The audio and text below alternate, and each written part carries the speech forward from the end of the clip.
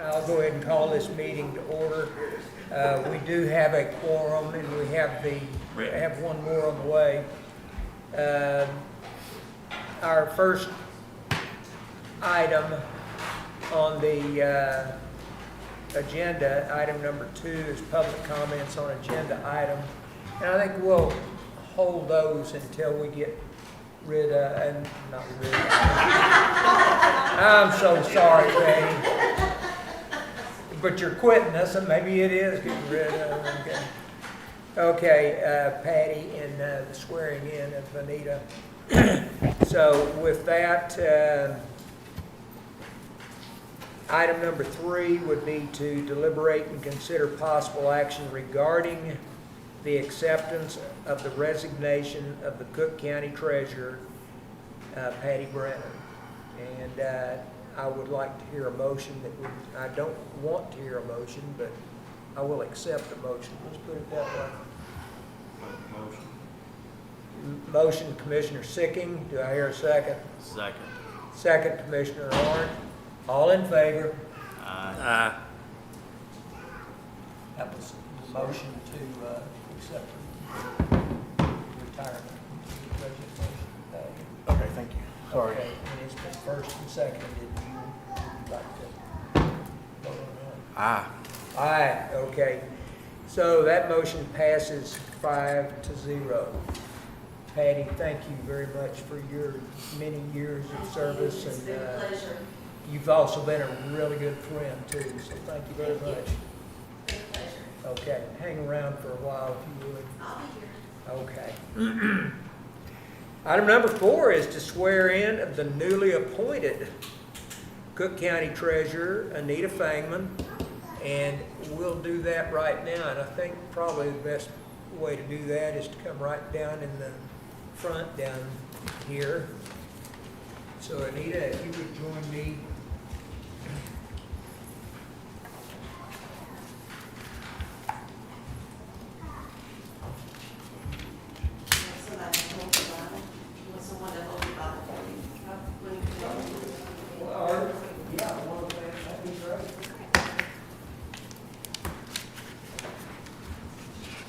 Right in your face. Do we need to stand? Not for the swearing in, I wouldn't think. Just like that. Okay, so you're gonna go ahead. And just repeat after me, it's a little lengthy, so, but anyway, raise your right hand. I, Anita Fangman, do solemnly swear that I will faithfully execute the duties of the office of Treasurer of the State of Texas, and will do the best of my ability to preserve, protect, and defend the Constitution and laws of the United States and of this state. And I furthermore solemnly swear that I have not directly nor indirectly paid, offered, or promised to pay, contributed, nor promised to contribute any money or valuable thing, or promised any public office or employment as a reward for the giving or withholding a vote at the election at which I was elected. So help me God.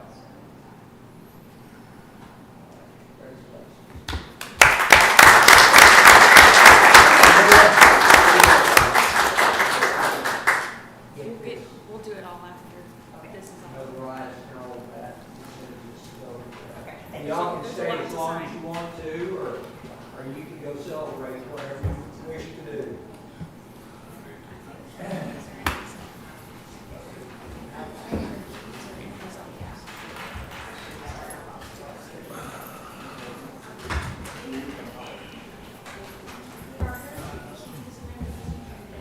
Do what?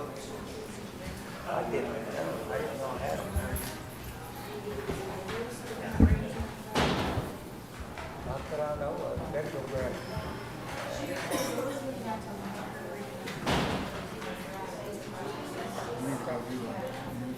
I don't know. You might, yeah. Anyway, well, I guess she's gonna go to work today. Maintenance can always get her in. Right, so. but I knew, we just thought that we were bringing stuff. Okay, and they may have, they may be on your desk, or they may have told me and I forgot, or, Okay, no big deal. okay.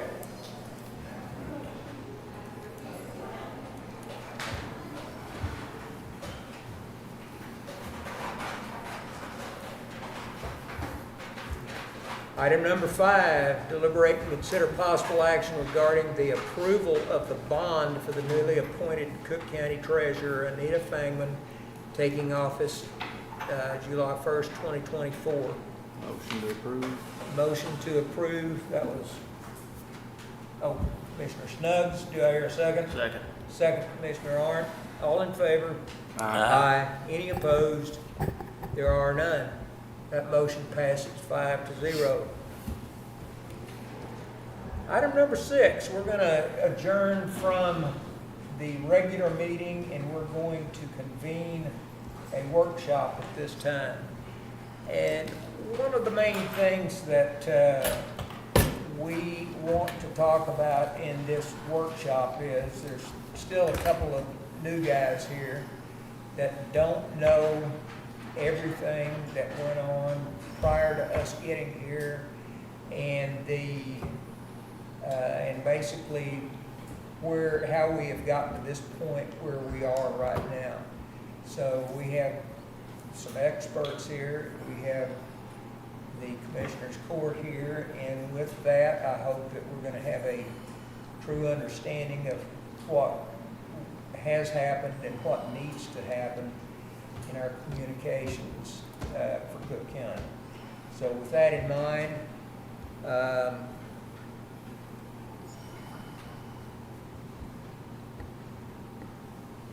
do you want to kind of kick this off, Adam? What are we here for? Well, I think the first thing we ought to do is maybe get Wes up here to talk to us about how the 7-800 works, and that we feel that we're having a couple issues that we need to see if we can address. So Wes, can you take the microphone?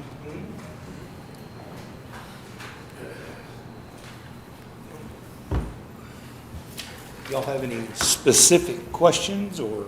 What we're seeming like we're running into is when, say, Sheriff's Department's on a channel and they're talking, and say EMS is on a channel and they're talking, sometimes they're getting blocked out. We don't know if it's because of I guess here's the question I'm asking.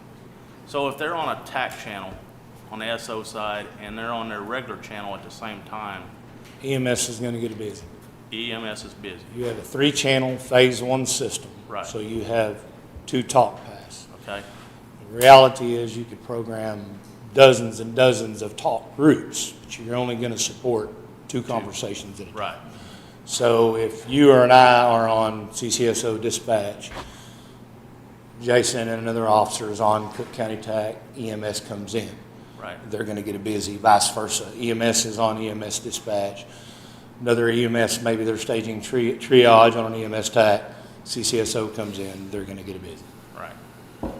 In the night, Before we go any farther, if you don't mind, for the benefit of those of us that were not here when the project kind of got started, just can you real quick tell us how we got to where we are right now? Well, I wasn't part of the initial sale. The system was sold direct by Motorola Solutions, is who y'all dealt with. We were just the install subcontractor for Motorola Solutions. But y'all have, in a nutshell, you have 4 sites. Each site has 3 channels with backhaul. So backhaul is connectivity between Rice, Pentex, Walnut, and Civils Bend. Y'all had 2 towers constructed, one up at Civils Bend, one up at Walnut Bend. So everything goes and leads back from microwave back into dispatch.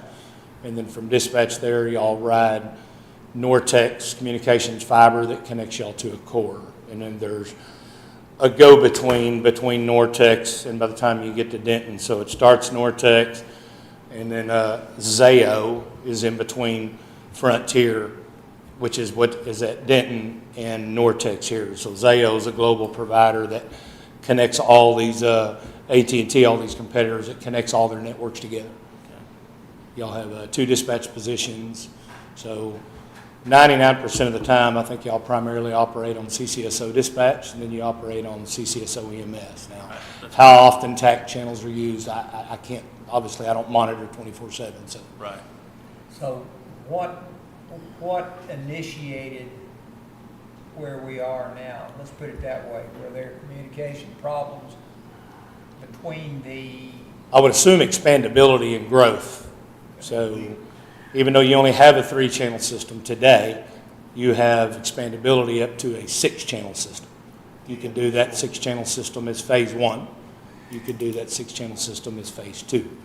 You could upgrade to phase 2 today and double your capacity that you have today. So you would go from 2 to 4 channels. So your combining equipment you have in place today will handle the additional of 3 more base stations at each site. So you have a lot of growth, a lot of expandability built into the infrastructure.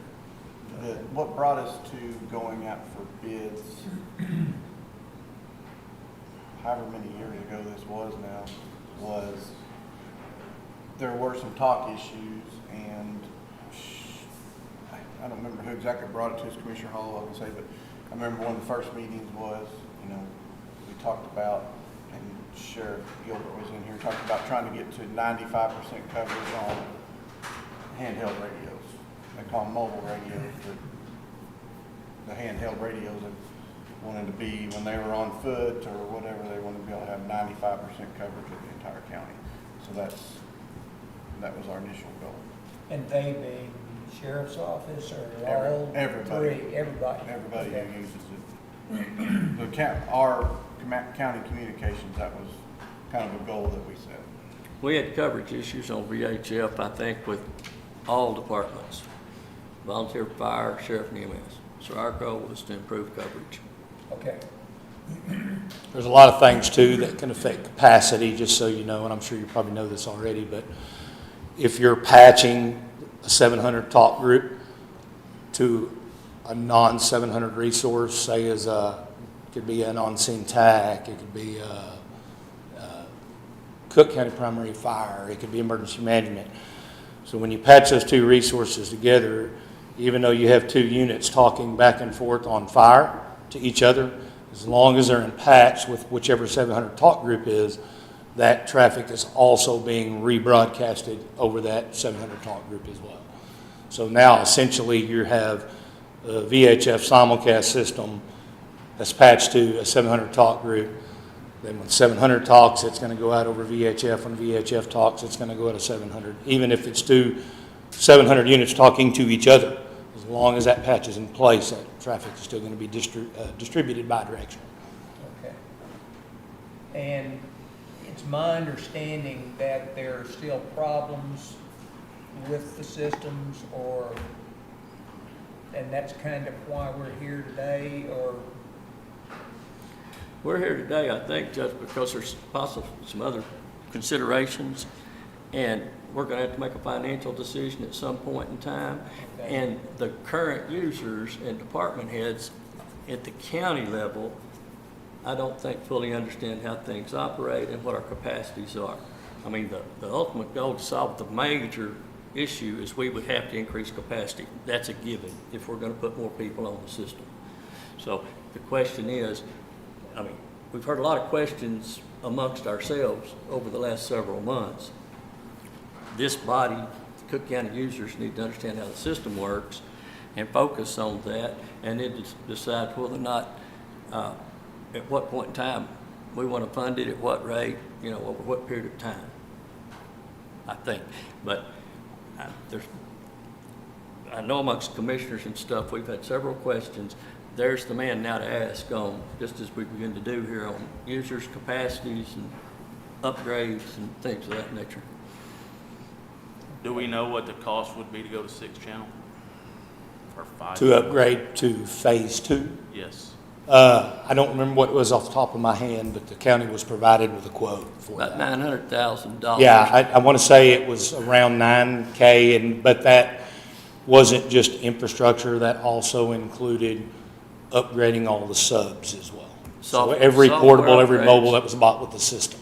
Software upgrades on all of the existing 700 radios.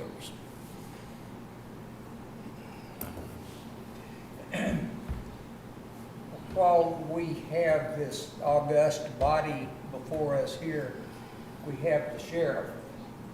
Sheriff, what would you like to see the communications be in Cooke County? Basically.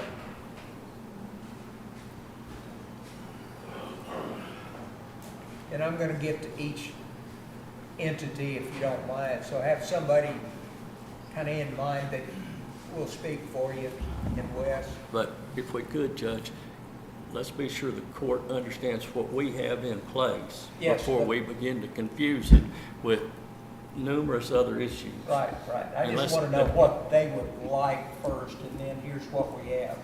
Well, but, If you'll- all right, until you understand what we have, then they begin to interject what they would like, then you're going to cause, you may very well cause confusion unless this body understands what our capabilities are. Nevertheless, when I say what you would like to see, would you like to see the ability to communicate countywide with any entity, or, I'm not talking about equipment, okay? I'm talking about what would your goal be for the conclusion of this meeting here?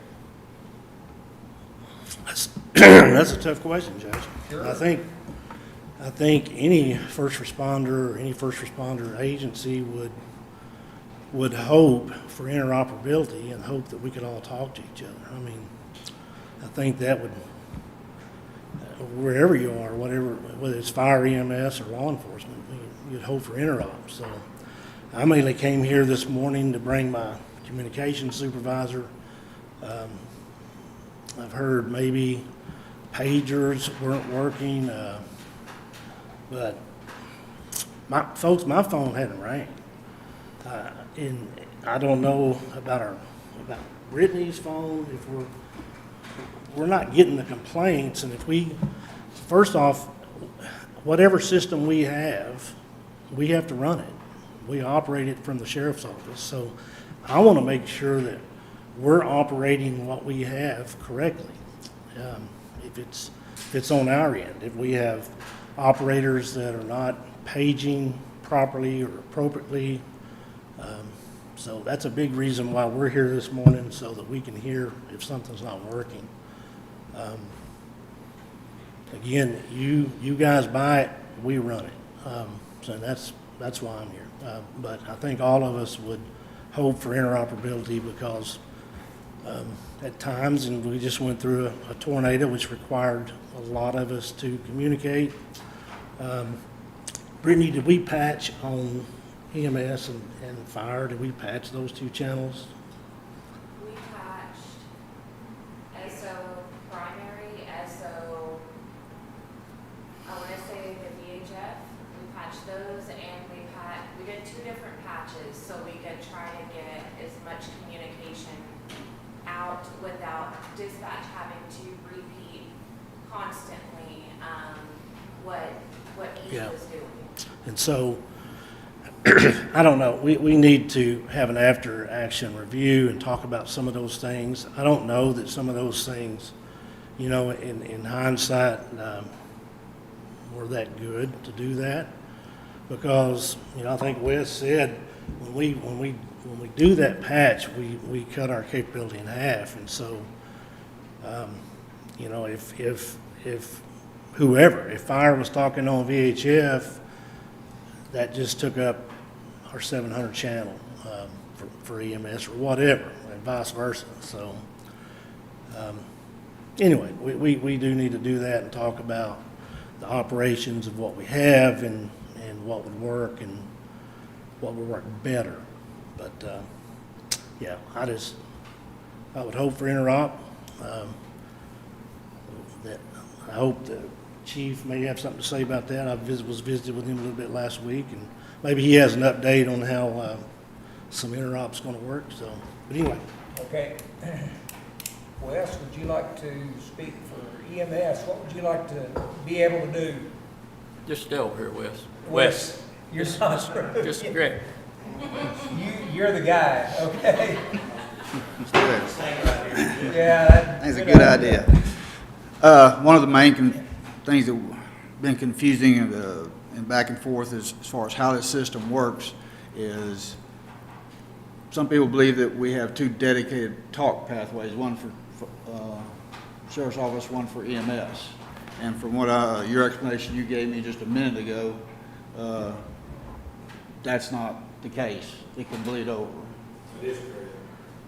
Two simultaneous conversations that could be happening at once. Yes. Now, the caveat is, for example, and I'm not saying this has happened, let's just say they're talking on CCSO TAC 1 and dispatch at the same time.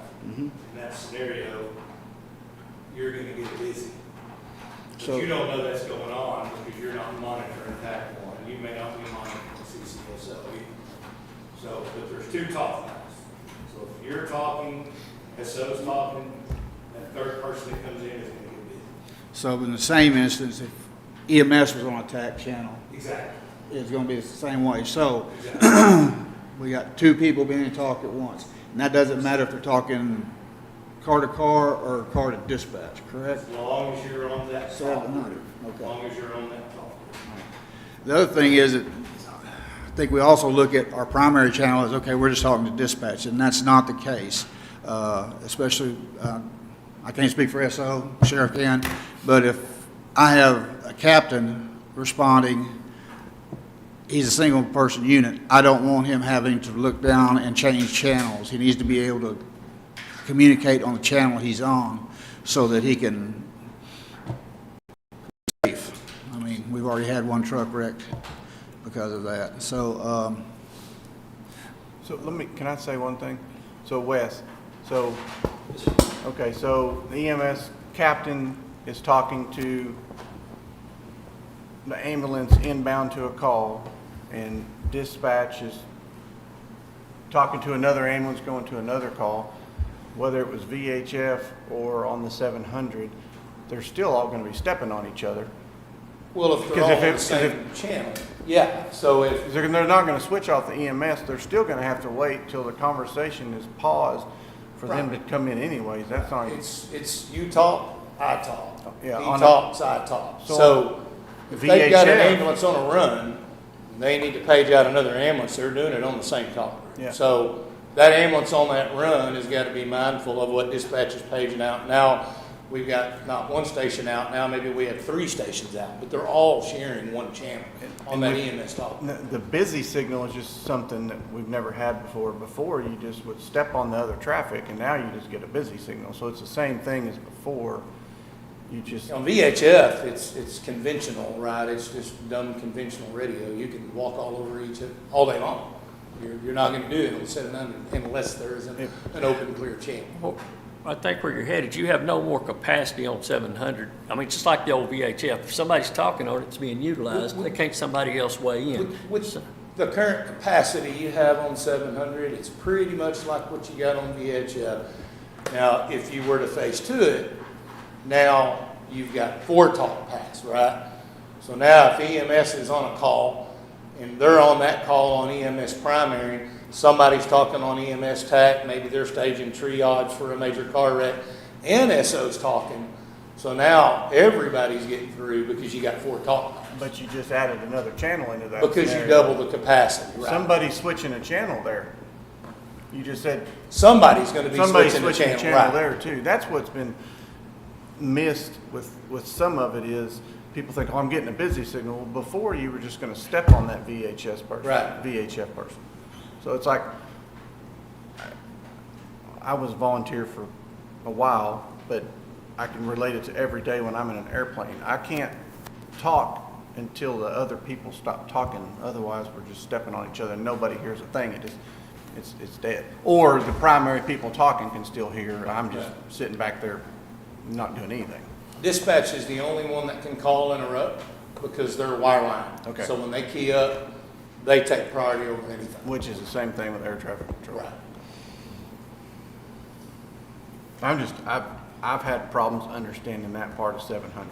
And to help the judge, when we originally put out for bids and everything, we were just gonna upgrade our VHF system to get to the 95% mobile radio, handheld radio talking, which if your handheld radios are at 95%, you can imagine the stronger, more powerful car radios are gonna be even better. And then they brought the 700 to us, saying that this gives you the, like Wes said, the expandability to move it to the future. That's where the radio systems are going, so that's when we chose to do the two talk paths, or the two frequencies on 700, Okay. or two channels, however you want to call it, just to help you see where that went. Yeah, thank you. Your infrastructure has the capacity to add additional agencies in the future. Fire comes on board, you do a phase 2 upgrade 2 years down the road or 6 months down the road, and whatever agencies, that you want to bring on, but you have to be mindful that you have to have the talk pass in a worst case scenario. If you don't want any of them departments to get busy, you have to have enough talk pass to support it. Whether it's phase 2 on 3 channels or phase 2 on 4 channels or whatever that number may be. So you have to look at your capacity versus the number of users and agencies that you got in the system. I'm sorry to cut you off. It was just the perfect time for that scenario to work. Yeah. So. Okay. I'd say, as long as we understand, the main thing is that primary channel, especially our primary channel, used for more than just talking to dispatch. And sometimes when you need that, it's not available. But you had the same capacity at VHF. You would have the same issue if we were on the old VHF system as you do 700 today. Okay. Does that make sense? Does to an extent, yes. I mean, But we don't have dedicated pathways. That's been the question that keeps coming up. But you do have dedicated, as long as you're on the EMS channel talking to EMS, that's a dedicated pathway, right? If I'm keying the mic, then it's dedicated to me, but there's not one dedicated to the department that no one else uses but us. Oh, so if SO's on their TAC channel, then you got issues. Yes, and that's what the confusion has been. When you say I have a dedicated talk pathway, then that to me tells me I'm the only one, my department's the only one that can use that talk pathway because it's dedicated to us, and that's not how it works. Right. I think that's what Wes is trying to say, that not understanding is when he's thinking dedicated, it's like his old EMS VHF Right. conventional. Yep. He was the only one on that. Nobody could take it unless you switched channels and went to it. So there are 2 dedicated paths, but those dedicated paths are open to any active talk group on it. Right. Just because he has an EMS dispatch channel doesn't mean he's going to get in every single time. Okay, Kick so- anybody else off. So if we had an EMS TAC channel We that have, nobody else had programmed in their radios, they could only hear each other, and it would work as long as one of the other somebody else's frequency wasn't taking that path at that moment.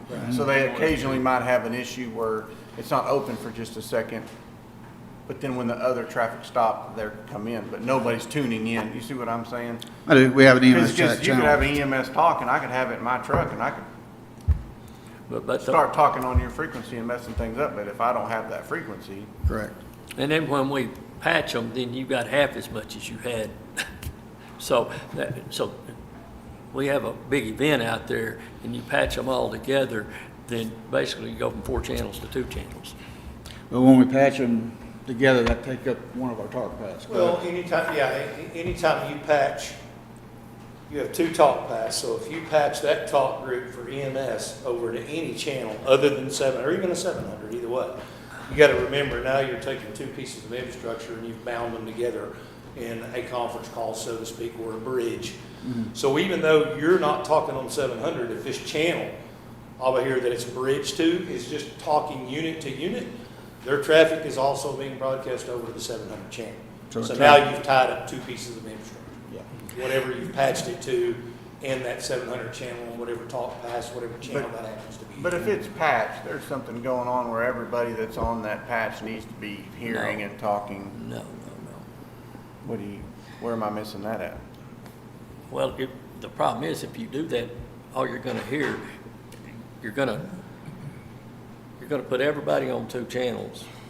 And in reality, in a situation you want to combine IC, you ought to have the IC, you ought to have a representative from fire, EMS, law enforcement, whatever in the room. They need to be talking on their channel and being able to reach over and touch that IC in the same room and say, hey, I need this resource or this asset. Because if you don't, if, say, an ambulance hears something goes over the primary that wasn't necessarily, or fire, they were not going to be dispatched because IC knows where the resources are. He's going to dispatch somebody else. Okay, and they say, "Whoops, I'm going to run over there right quick." Well, you may have 2 assets headed to the same call that people self-dispatch. So, Well, and that's a whole different deal from today. But I understand, okay, but like, and not, I don't want to start the whole conversation right now, but like, Zach, you patched, so, because you can't talk to the ambulance directly if you're not patched, right? That's why you patched, so you were to EMS and dispatch at the same time, basically that night? Does that make sense what I'm asking? no, absolutely. Okay, that's what, I'm just making sure that's how that works. Yeah. But still, And early on, only 2 people can talk at the same time, no matter what. that's right. And early on, they had a whole lot going on. Oh. And I mean, you can't go from showing up to unified command at one time. Oh, yeah. But it sounds like temporarily, we need to be sensitive to when we're using those TAC channels, whether it be sheriff's office or EMS. And if it's going to be a long drawn out thing, the sheriff and West may need to get together and say, hey, I'm going to have an issue here for a period of time. We still got the old CCSO VHF available for a inter-ops channel. I don't know of an instance where we used our TAC channel because we know it takes up a talk pathway, so we just typically don't use it. We use the primary, so And I don't I'll know make sure what- they know not to use it. And I don't know what the SO's doing, but I if they're don't know. using it, we need to be sensitive that it's not just a private chat going on Right. and tying up the 700. And at times, that's necessary between 2 deputies or between 2 ambulances. But we just need to have the capability to support that TAC, plus be able to get to dispatch too as well. And All right, so we know we have a capacity issue, no doubt. We have a capacity issue. I see, no, go ahead, Justin. Go ahead, Because Joe. I think one thing where we are with EMS is, as our call volume is increasing quite a bit, we're gonna use, I think it's pretty potential that we're gonna use both those channels, talking to dispatch with different ambulances, because it's very common that we've got 4 ambulances on the call at one time, within just a few minutes. And so if you do have them on a rec's a good example because you tend to talk to dispatch more than the medical call. That it's very common that once these guys get trained to it, that we're using the TAC channel more too. Because if we're on a rec, we're trying to get resources to us, and then other guys are going on calls. They could easily switch over to the TAC channel and talk to dispatch. At some point, might not even call it TAC channel anymore. It might just be another dispatch channel. And so then that does block the whole thing. But we go back, if we kept our VHF system in place and we had that one channel, what would we do different? Sure. I mean, I didn't know why they didn't keep our VHF system, going, but they did. That'd be a different, but still, if we were to one channel, No, I'm saying as an extra channel Yeah. for us, when we changed over. Yeah. So when we have problem with 700, which happens, we have a dedicated backup channel. But make sure I'm clear on this, Wesley. Joe keys up and talking to dispatch, and I key up and talking to an ambulance. We're not stepping on each other. He's going to dispatch, I'm talking to that ambulance, we're on 2 separate talk pathways. If you're on 2 separate groups, talk, say you're on EMS TAC 1, he's on EMS, you're taking up both channels in the system at that point in time, and if they're both available, those conversations will go through. But we couldn't both be on EMS. Couldn't. EMS dispatch. No. We couldn't both be on the Okay. EMS No, dispatch. because you gotta, it wouldn't be any different than y'all's old EMS VHF, right? Right. You talk, I talk, you talk, he talks. You're not, it's not a full duplex, you're gonna walk over each other. So 700 bought us coverage, it didn't buy us capacity, the way we're set up today. It brought you coverage and clarification. So here we are, and how appropriate that we're gathering together again at this time after the tornado, because I know that every volunteer fire department, I believe, was there.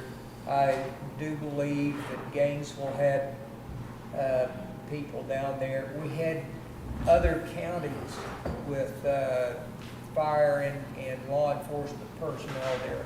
EMS, I mean, it was such a, and nothing, and you did in the middle of all of that, you had people that were checking on their loved ones, and it was a big need for clear, plain talk with somebody at least along the way there. So I think it's appropriate that we're having this right now. Chief Phillips and Chief Twiner, y'all have something that you'd like to say real quick? Or now, this is just in the wants phase of it here. We're not getting into the solutions phase yet, but What we want to do is give you a status of our current system and where we're at. You want that now? Okay. if you'd like to, sure. And thank you for being here today. Thank you, Judge, Commissioners. So the City of Gainesville Public Safety Trump System went live on Monday, the 24th of June. It's performing exceptionally well. It's significantly improved our coverage in areas where we did not have coverage in our legacy VHF system. The project began with the City of Gainesville searching for a system that would enhance the delivery of service to our community. After conducting extensive research and a multitude of site visits, we selected Tate Communications to achieve this goal because they significantly increased communication capabilities with a reliable and cost-effective solution. The City of Gainesville has deployed a Tate P25 Phase 2 trunked radio system with a capacity of 8 concurrent talk paths. This new system is fully and locally redundant with dual core controllers, dual site controllers with multiple levels of connectivity, which include redundant fiber and FirstNet cell connections. This hardened system is designed to eliminate interruptions to public safety communications. The Gainesville trunk system is being connected to the City of Sherman trunk system via an ISSI interface, which expands our coverage into Grayson County. It is our hope that the system will continue to expand across our COG and support mutual aid operations when needed. The City of Gainesville recognizes the importance of interoperability, so we are going to allow Phase 1 communications on our primary talk groups to allow Cooke County units to be able to communicate on our system, even though that diminishes our overall talk path capacity by dropping our repeaters from Phase 2 to Phase 1 during the period of that conversation. So we would encourage Cooke County to prioritize the upgrade of their current trunk radio system to Phase 2, not only to increase your capacity, but to eliminate the negative performance impact on our system. In an effort to continue to enhance interoperability and reliability, the City of Gainesville would be willing to allow Cooke County to connect to the Gainesville Trunk Radio System core. This would allow all of the public safety entities in Cooke County to operate on a centralized system and reduce the likelihood of communication issues during critical events, which increases the safety of the community we serve as well as our personnel. We continue to welcome an open dialogue as you move forward with improving your system to increase capacity and interoperability. Okay, let me make sure I got you right there. That would include fire, that would include EMS, that would include law enforcement, everybody on the county side of the issue there. If they upgrade, and they can operate with your system then. You are going to be able to operate on our system currently. It's just that you're currently Phase 1, so without getting too complex, you know, the Phase 2 system basically splits a repeater in half and you can have 2. Okay. When Phase 1 connects to us, when a Phase 1 radio connects to us, it drops us down to Phase 1. And so that doubling that we had, it reduces us back down. So if we were having 2 conversations with CCSO and EMS or fire and EMS, we reduce our capacity by 25% because of the Phase 1 radios. Okay. Chief? Yes, sir. It's my understanding, last conversation that you and I had, I think you guys are going to go dynamic dual mode, which is going to allow us to utilize our Phase 1 to interact with you guys. I think the last time we talked, that was going to be as simple as us being able to program your frequency into our 700 radios. Is that still the case? That is correct. That there's- We have installed a gateway that allows, basically it allows you, your units, to move over to our system, and you're not impacting the Denton core, and your talk paths. Now, you're still using a talk path, but you're not impacting the core. Now, your units, if they move over to our system, and we're giving that information so that it can be done, you will actually be switching over to the Gainesville core and not utilizing your Denton core. Per call or? We will cut their capacity, just like the others cut ours, but because they have 8 talk paths, it's going to be less of an impact than that was. We have the Good capacity part. to handle it. Right now, we have, as we grow, that could change, but right now, we have the capacity to handle that. But if we simply added fire to you guys right now, you guys would ultimately have to dispatch them the way it is set up currently. I'm sorry? If we added fire to Gainesville right now, because you have capacity, one, they'd still have to have 700 radios. That's correct. So without 700 radios, it doesn't do anything. So if they go with 700 and they connect to your system, basically you guys would have to dispatch them. Is that correct? That would be correct. So, but now, there's no y'all can't talk to Cooke County Fire. Yeah, they can. Fire still has a VHF repeater up. Okay, y'all still have VHF repeater. Gainesville Fire still has their legacy VHF repeater in place. And your fire, I think, has had them for years, but don't they have dual band Motorola's and keeping the VHF channel in those Motorola radios? They do. They have dual band in the fire apparatus. Anything else? Thank you. All right, thank you. Appreciate you, Chief. Chief Weiner, did you have anything you wanted to add to that, or? No, sir, I think Chief Phillips got it. Okay, okay. Barry, do you have anything you wanted to, okay. I would like to hear from our fire departments here. And once again, thanks for all that you did too during the tornado. I saw you down there, A little busy. a little real bit. I learned something today already, so I guess that's good. Just to go back to our capabilities that we currently have. So when we patch EMS to fire, so we're patching 700 EMS to VHF fire. If we're talking on the fire channel, that takes up the talk path with the 700 system. It's like any patch. Yeah. Whatever 2 resources you put in, whether it's 700, 700, 700. Essentially, we're on the 700 then. It's just like me, you, and them all being on a conference call. Okay. We're all conjoined. Okay, I learned that.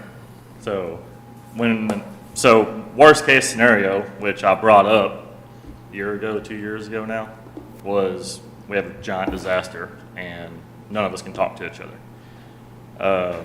We haven't had an after incident or after action report for the tornado, but I ran command on that for 6 hours. Our first call after I got out of my own shelter, I asked whoever was dispatching at the time, I said, go ahead and patch fire and EMS because we're gonna be busy. No problem. I think we stayed patched until I went home because I remember you asking, hey, can I cut this patch now? So we had that patch. I don't know about the SO patch, if they were patched on anything else or not. I don't think they were. So fire and EMS worked pretty good together. But our issue was we worked really good together because we used our cell phone. EMS couldn't talk to anybody because every time they keyed up their 700 radio, they got a busy signal. Fire, we couldn't talk on a ground channel because we were spread out over a couple miles worth, and we couldn't really communicate to nobody. It just wouldn't, you couldn't get on there. It wouldn't reach on the ground channel. So a lot of our communication with the local departments ended up by cell phone. I think I called like us in Gainesville Fire, and just like you said, they came down and helped. Some of the Aubrey guys, a lot of the Denton County guys, like none of us could ever talk on the radio hardly. We used the fire channel, the main fire channel, as our communication channel, but we were in the south part of the county. in a very, very populated area, as we all know. Even my truck, I sat in our rescue truck for about 5 hours that night, and I could get out the dispatch. And I told dispatch, I said, hey, anything you got, and I told all the guys that came down there, everybody that was working that scene, I said, anything you got, you call me, I'll talk to dispatch. Because we had, I don't know, I think I figured out we had about 55 fire department members on the ground, and most of them had portables. Those portables were useless on a VHF fire digital. They were also useless on the ground channel because we were so far apart, and there was a lot going on. So your capability was almost non-existent that night. Remote part of the county, we patched, and SO was on the radio a lot. I'd never heard anything, but I can tell you when I did finally talk to one of the deputies down there, it was because he grabbed somebody else's cell phone and called me. There was no talking. When Denton County got there with their mobile command unit, and they got about 12 radios in there, and I finally got to step inside that, and I said, why can we not talk to anybody? None of our VHF channels were programmed in there. That's not a Cooke County problem, I understand that, but none of their VHF channels were programmed into that truck out of all 12 radios. 8 radios, however many they got. So,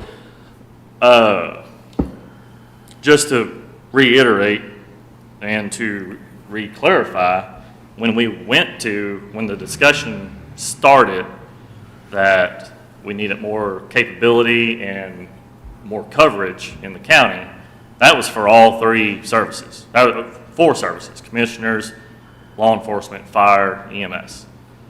The initial plan was to go ahead with the SO, and then sometime down the line, and lots of millions of dollars later, EMS got thrown in on that too, and fire department got told, well, y'all can use VHF, and we're just going to upgrade it to digital. It's no lie, it's no secret that VHF digital is not good for rural areas. We tested it, and we found spots, and thanks to Wes and his just work towards it, we found dead spots. We modified things and got it the best we can. But even on a normal call, if I'm on 35 and down in, we're running multiple wrecks a day, my portable's not getting out most of the time. From my gate of my house, I can't get out of my portable from there, standing outside, and I'm on a hill. It just doesn't work. So, and it's not that we haven't told anybody, we keep repeating ourselves. I know Snugs and AP both know. I call them, hey, why is my stuff not working? So, obviously, our want is to have the best coverage we can have, and if the best coverage for SO was 700, then that's the best coverage for us right now. Yeah, it's going to cost a lot of money. We got to figure out how to get radios. We've already been talking with Tate about getting our own radios. Problem is my department's broke, especially right now because we spent so much money until we start getting some FEMA recovery money coming in. I had 3 trucks break down. I can't set aside my money to buy a radio right now. It's not feasible. So I don't have the answer for that. But we are looking at moving towards buying either 700 or some multi-band radios just so that we, as a department, can climb back into the capability that the county provided. The problem with that is I understand the system. I've done some research on it. I've talked to both companies and talked to other radio people, and I understand that if we're on that, we can't get on that system now because we're going to overload it. Before, when you have VHF, or any, ground, or, what am I trying to say? Line of sight channel, like all of your V-fires and your V-meds and V-laws, that is all direct line of sight. That doesn't take up a talk path when you key up that radio.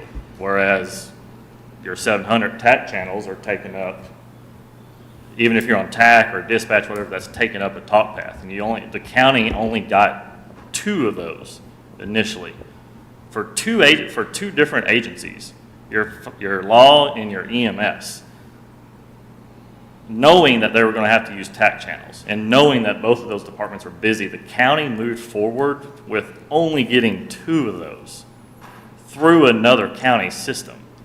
And it's already happened that it's overloaded the system multiple times. So I'm not asking to get on that system now because that's not going to work. We could get, Gainesville Fire said, hey, as soon as y'all can figure out how to do it, you can get on our system, or Gainesville PD, you can get on our system. That'd be great. They, like the coverage, like we've discussed before, they've got one tower right in the middle of the city, and I've talked with Chief Schweiner and said, hey, have y'all seen how far out in the county you can get? They just haven't. They've been busy. That their goal is to get out in the county and see how far out they can hit that one tower, because 700 goes so much further. So my big want is the county, and it's not a want, it's a need. The county needs more capability. We've got to have more talk paths, and we all need to have the interoperability. You can scan and you can flip channels from EMS to SO to VHF, fire, but like you said, you've already had one crew wreck a truck trying to switch channels, and it's not as simple as just flipping, one switch or pushing a button. Right now, I can go between my valid U TAC channel and my dispatch channel with a button. And even without looking at that on my portable, I can do it because we need to be able to do that when we're inside. So the need is we've got to have more capability. The county's got to figure out a way to get more than 2 talk paths at once, because even 2 per department, like you said, if you're on a wreck, which we're getting wrecks, tons of wrecks every day, especially with construction, our call volume's only going up. So SO is talking on one, their dispatch is talking to, a deputy or a trooper, and then you got deputies and or you got deputies that switch over to a TAC channel to talk amongst themselves so that they're not taking up that dispatch channel. So there's your 2 already. How is EMS supposed to get their info they need? They get busy. They get busy. Dispatch can key up, but who's it going to knock out? It's going to knock out one of those other channels. That's what I've been trying to clarify, and I understand exactly what you're saying, where if the 700 is going to reach more, where you have coverage at FRF, that's obviously that's definitely the end goal. 2 conversations at a time. Well, but to me, what I keep going, what I'm saying is the coverage definitely 100% end goal, but what I'm saying is to me, 2 people can still only be talking at a time. So it's the talk path is just the lingo on the 700, the way the computers transmit it, but it's still, whether you're on VHF digital or 700, it's still 2 people can talk on that channel at that one time. It's just I'm just trying to wrap my brain around it. You see what I'm saying? The county bought into an inadequate setup.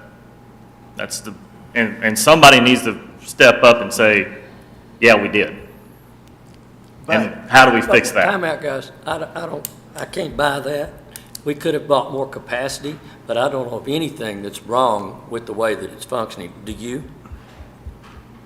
Have you been here the last 30 minutes and heard us talk about this? I haven't heard you say So, anything that says that. I don't have 700, so I can't say 700 doesn't work. 700 works great. I use it with my other career. Okay, so, okay. 700 itself works great if you have the capability.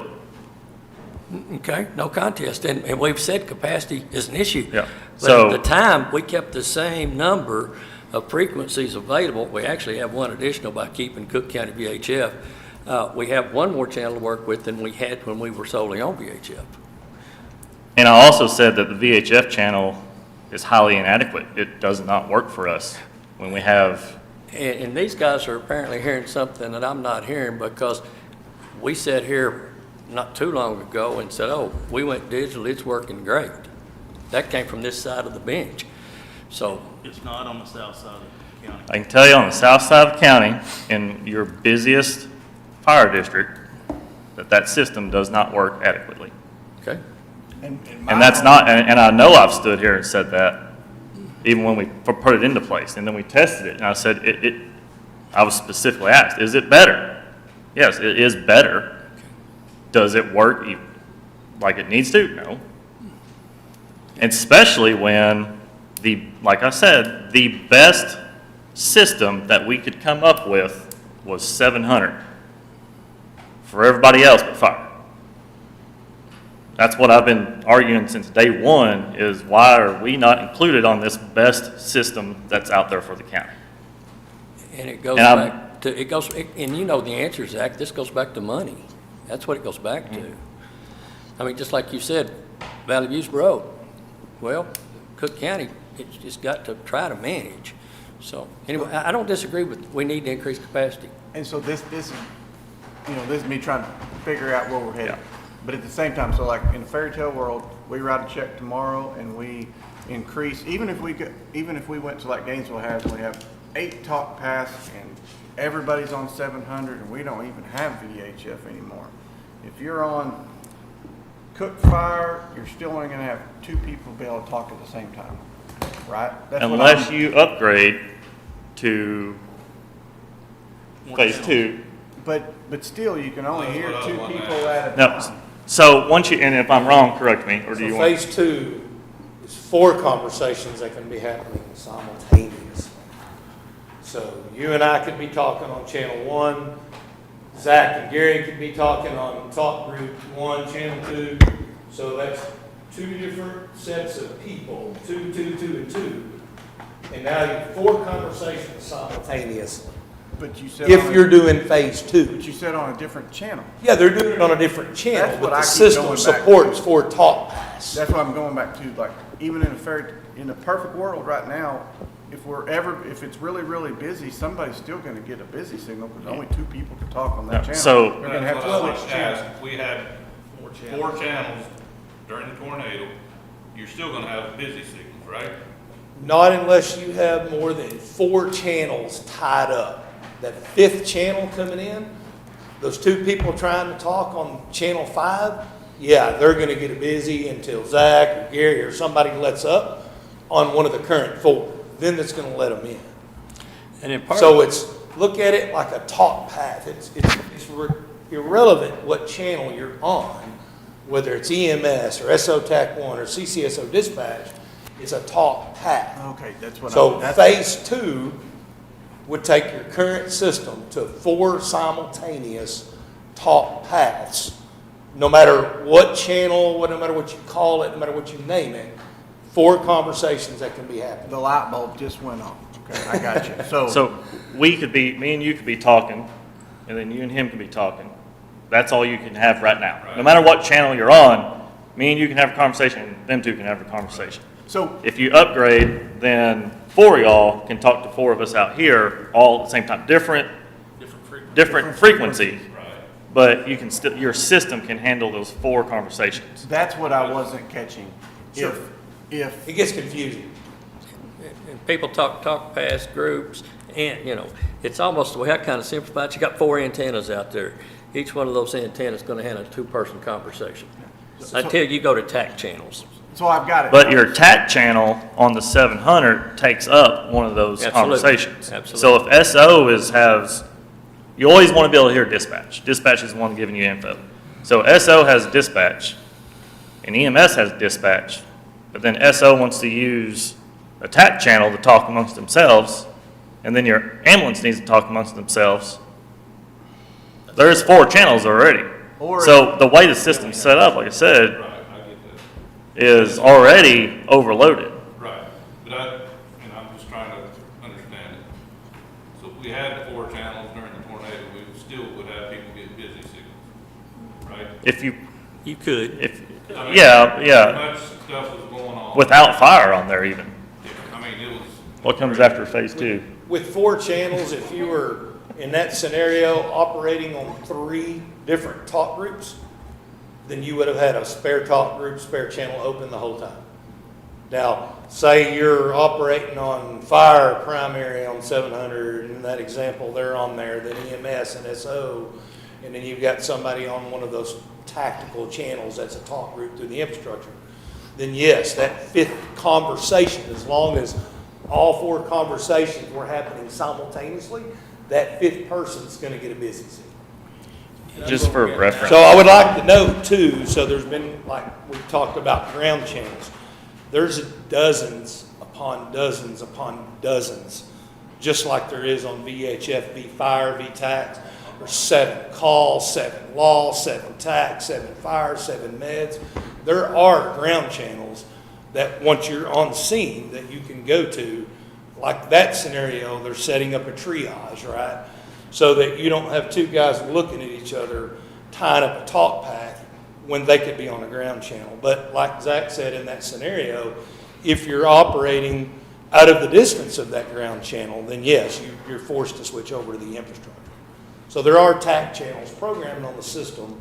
So if you've got 2 units maybe serving a high profile warrant, or you got units coming in and they need the range, then they can use that TAC. But there's also 700 and 800 megahertz on-ground tactical channels that are conventional digital that do not tie up the infrastructure. So, With my, just for knowledge, with my other job, we have the ability to switch to all those other ground channels. I don't call them a TAC, because when you say TAC, I think you get confused, and TAC is one of those that takes up that talk path. So you switch to that ground channel like a 7 Med 65, we have the ability to switch from either the repeated one that they have or the digital one they have down there, or the analog. And so like there is the capabilities there to do just like you do with your V-Fire 21, your V-Med 28s, your V-Fire channels, to where it is just a line of sight channel. That capability is on 700. 700 has a better range from what I understand and just from my experience. So if I'm line of sight on my VHF, my line of sight with my 700 is actually going to transmit a little further. That capability is there. So you can have more ground channels as long as they're just, are they programmed into the county Yes. radios? Yeah, Like those they are. 7 Med 65s and all that? So that's there. But how far would that reach? Like what's your, you know what I'm asking, like your line of sight? Between what's between you and the guy you're trying to Same thing as talk a to. VHF, It's a line V-Fire. of sight channel, right? So if you're in a hole and there's a hill between you and me, we might talk a little bit, we might not talk at all. So it's a line of sight. It's still channel. just So gonna be it line of bears the sight. same principle. So right now, if, of course, our fire's not gonna talk to Gainesville Fire on the 700 right now because they don't have the capable radios. But let's say they did with our system right now. And now I figured, I'm getting it with the talk path. If the sheriff's office is running a chase down the highway and EMS is working a wreck over here and our fire tries to talk to Gainesville Fire, we only have 2 paths. They're probably gonna get a busy signal. Well, The EMS and fire is tying up those. If we had a 700, if we were to switch to Gainesville's fire channel, we would then be on their system. Okay, it would pull from there. Yeah. Okay. Right. So in my day, communications didn't have to worry about towers, et cetera, because you were already up here. You were the tower. You were the tower, basically, okay? And you basically were on one channel and you switched channels wherever you went across the country or whatever you happened to do. And you didn't talk while somebody else was talking because you basically stepped on them. But there was one channel, guard channel, that would supersede anything, okay? If somebody got on guard channel, that cut out everybody. And guard channel was to be used only in dire emergencies, obviously. But do we have anything like that, a guard channel? That's essentially your dispatch channels. Okay, Because dispatch can override and knock out anybody that's talking, right? To an People extent. know not As to. long as they're on Yes. our line, which they are, exactly. they're gonna take priority over the channel. So, just to back up for a second, when we go to Denton County and mutual aid them and we have an 800 radio, just the same as whenever we switch over onto their channel, we're on their system then. We're not on, anything to do with Cooke County at that point. Everything's programmed in just to hit their tower versus ours. So, how many talk paths does the county like? I know Denton's a lot bigger, a lot more apartments, but how many talk paths does somebody like Denton? Yeah. They're all phase 2, and it depends on which tower they're on. They've got some that have upwards of 10. They've got some that And they have 7. multiple sets of those though. Yes, Yeah. yeah, they run dual dynamic mixed mode as well, so they can do phase one. Some of their, like their IO law is actually a phase one tonic. So, just for reference of how a good 700-800 system should work, when we get called to Denton County, they dispatch on the channel, and then they assign us to Fire 6 or Fire 4. That's a TAC channel. And then Sanger also has their own channel. And so we can talk to Sanger on their channel, or on Fire 6, or on the dispatch channel. And nothing, I've never heard, and knowing everybody that works down in that area, you don't get a busy signal down there. And they've got, I mean, I know there are a lot more agencies, entities down there, but still, one tower's got 7, 8, 10 talk paths on it. I mean, like we said, it's obvious that the capability of our system is the problem, so. Well, and as finances become available, we can just keep expanding ours. And let me get this straight. It basically is a money thing. Is that what we're talking here? I guess, Okay. so, or for however many millions of dollars got spent on it already to have a Motorola system that's inadequate. Still don't buy that. We're not here to diss Motorola. I'm not dissing Motorola. Well, Like, that's we've what- said it before, like Motorola's the Cadillac and other companies might be the Honda Civic of it, but what I will say is that Honda Civic will get you just as far or further than that And Cadillac. not mind So- what we're here for today, is No, to that's- identify the problem essentially and come back at another time with the solutions, okay? I don't think we're gonna solve anything today, is that permanently anyway? Would you agree on that, or especially since it takes money in one thing and another, but we haven't heard from what would you all like to, Ray, you want? Well, I'm just gonna say, Judge, you're not gonna find, I don't think, anybody that's gonna come up here and tell you that we don't need more capacity. Right. We absolutely need more capacity, and that helps with interim. But I asked my comm supervisor, I may throw her on the spot, but these ladies and one gentleman operate this system 24 hours a day, 7 days a week. If there's anybody that knows how it's operating, what it should do, what it's not doing, they should know. So, Brittany, come on. No pressure, Brittany, no pressure. I asked her to be here, so she just got to understand. You almost missed it. So you're the expert, huh? You know. No. Yep. I know, but I'm not the expert. Well, you're speaking to the whole crowd, people that are not the experts either, so be comfortable. I definitely think that we do need more capability because regardless of, we're not supposed to get a busy signal for dispatch. We're supposed to trump it. That's not the case either. I mean, we still get the busy signal sometimes. And, when we do patch, it's to get fire and EMS to where they can talk to each other, or if we have fire and SO trying to set up traffic control because we have a large wreck, whatever the case may be, we patch it for as long as we have to, and then we split it.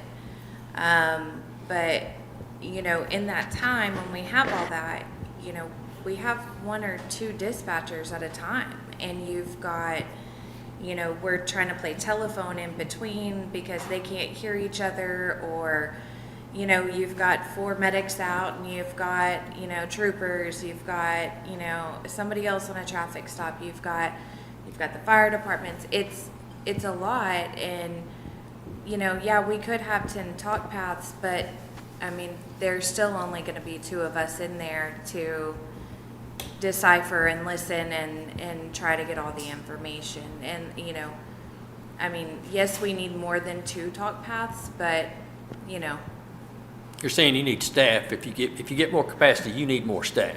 that definitely came to light when we had the flooding and when we had the tornado, that we need more room in dispatch, because what we have now, which is a completely different topic, but We have this set up for 2 radios, 2 dispatch. When we had the flooding and when we had the tornado, I got to the sheriff's office as soon as I could to help relieve and, help the other 2 that were there. Me sitting in the middle, you've got both radios echoing. I can't hear what they're saying. I'm just trying to pick up the admin phones or walking under to answer 911 because there's only 2 911 phones. So we look like, octopus in there trying to grab phones, radios. There was stuff missed, and that's part of the after action that we need to have. But, there's only so much that 2 to 3 can do with the capability of 2 as well, with that many people on the ground. Appreciate it. Even I can understand that. Y'all have something to say? What? Tell us why you're here. Yeah. So good morning, everyone. So my name is Rob Stolz. I'm the owner of Stolz Telecom. We're the company that installed the system for the city of Gainesville. So we were just wanted to be here to answer any questions that you may have about their system. And I know there's been some discussion in the past about what's the possibility of the county coming over to the same system that Gainesville's implementing. So just wanted to be here to answer any questions that you may have. And we've already heard, maybe not a recommendation so much, but an invitation perhaps that we do that. Would that, do you think, solve our problems? What do you guys think? Chief Phillips? How would that, I think you indicated that would be a big step towards solving our problems. It would give you access to 8 talk paths as long as you upgrade the infrastructure to all 4 sites, obviously. Right. It helps us as well because not only does it, once again, we're operating from 1 tower, that would allow us to start expanding out to the other 4 towers, which would help fire when they're moving out and ETJ and provide support out the county. And it would get us all together. It would get the fire together, EMS can talk to them guys then, but they should be able to now through, y'all don't have our system with EMS, right? Some of y'all's radios do, which is They good. can talk to us, but we can't hear talk to them on the fire theirs. side. Yeah, Right. We can't hear them dispatch or hear any of their traffic. So- Right, which is, very problematic. Sure. I know it's in the works of getting fixed out. Right. Until that gets done, that's problematic. But we It's did, just a programming. yeah, we did test it out, seeing y'all have our stuff in y'all's radios. yeah. And what we gotta remember, EMS, fire, SO, just like the tornado night, we all work together. It ain't, hey, he's doing this and it's a group effort, and the group has to know what the group's doing. To Gary's point earlier, once that scene gets so radical that your ICs, when we bought the bus in, which I get that. Truly, we should have had a fire command, a unified command, fire, EMS should have been there, and the sheriff's department, all together. Hey, I got a medical that I need you to go down here, because they're hearing it from the 911. I don't think we paged very much that night. It was more dispatch through the ICs. Well, and there was so much that it was like, okay, we're getting them here, all right, you're done with this patient, I need you over here. Or, Yep. hey, can you take this patient to the medic that is stationed here? Right. And that's the way it goes on those type scenes. I mean, but even a car wreck on 35, we might have Gainesville Fire coming in one end and Valley View Fire on the other, and they can't talk to each other. How the heck do they know where they're at? They're just guessing. Well, you can go to a ground channel that's 2 to 3 miles. Well, it might be that if you're in the chute, as we call it, you might need to know that I don't need to be in the chute. I need to be on the outside of the chute to bring in. Well, if you can't communicate that to each other, That's the big problem we're having right now. Because Yes. those guys, a a lot of times are ahead of us, You bet. and they're saying, hey, we're staying on the service road, or we're in here. We don't, I mean, I understand that's gonna get fixed, but Yes. that is today, that's a big issue for Right. us, you know. It gives y'all, whoever's getting there first, gives direction to everybody that's coming in, whether it's troopers, EMS, and that's what we're here for. We're trying to get everybody together to where everybody can hear what everybody's saying, not necessarily maybe get on their channel, but at least have that awareness of what's going on. It would take a big load off of dispatch as well. Oh, You absolutely. know, you're already shorthanded, so if we could just, like I said at the beginning, if we could just hear, if they had the ability to hear and to talk to them on their own channel like we used to, Correct. we don't have to go to dispatch. I can talk straight to Rescue 5 Yep. or to Gainesville Fire, you know, whoever, and say, you know, they can tell me what's going on, I can tell them where I need them, vice versa. We don't have to get dispatch involved, you know, to be able to do that. Instead, dispatch now is having to relay it between all the channels. Yeah, which ties them up even more. Where used to, we kind of did it on our own. Ties up the talk path longer because you're Back and forth. Yeah. Does it help us any if fire needs an ambulance, if they reach out to dispatch and have the ambulance switch over to VHF for an We've tried incident? that on so many calls, and like I said, they're having to switch channels for even water running down the road. And just to be blatantly honest, some people are less than capable of getting those complex radios figured out. But if we're not trying to do that, and If you're sitting there, sitting still, and you have time to mess with it and look at it, then you can switch over easier. But if you're running down the road, and you're trying to get info from everybody else, and then, like, just last night we had a wreck, and I was talking to one of the other trucks, it's not 700 related, but I was talking to one of the other trucks that was down the road on the ground channel. Dispatch is trying to haul me on my fire channel now. Well, that's gonna be the same thing if we're over on, if EMS switches over, and then somebody tries to talk to them, it's just. don't you just guys, being able to- everybody being able to hear everything else, that your situational awareness is the big factor, is if you have that ability to hear, you take out a lot of conversation, actually, like you don't have all plain telephone back and forth. but assuming we're headed toward the perfect scenario, it's gonna take a while to finance it, is there some solutions we can work, like EMS? I mean, Brittany, are you having situations where volunteer fire has called you and asked for EMS to switch over, or sheriff's office that they've not switched over? Is that being utilized at all right now? When we get multiple people on the ground,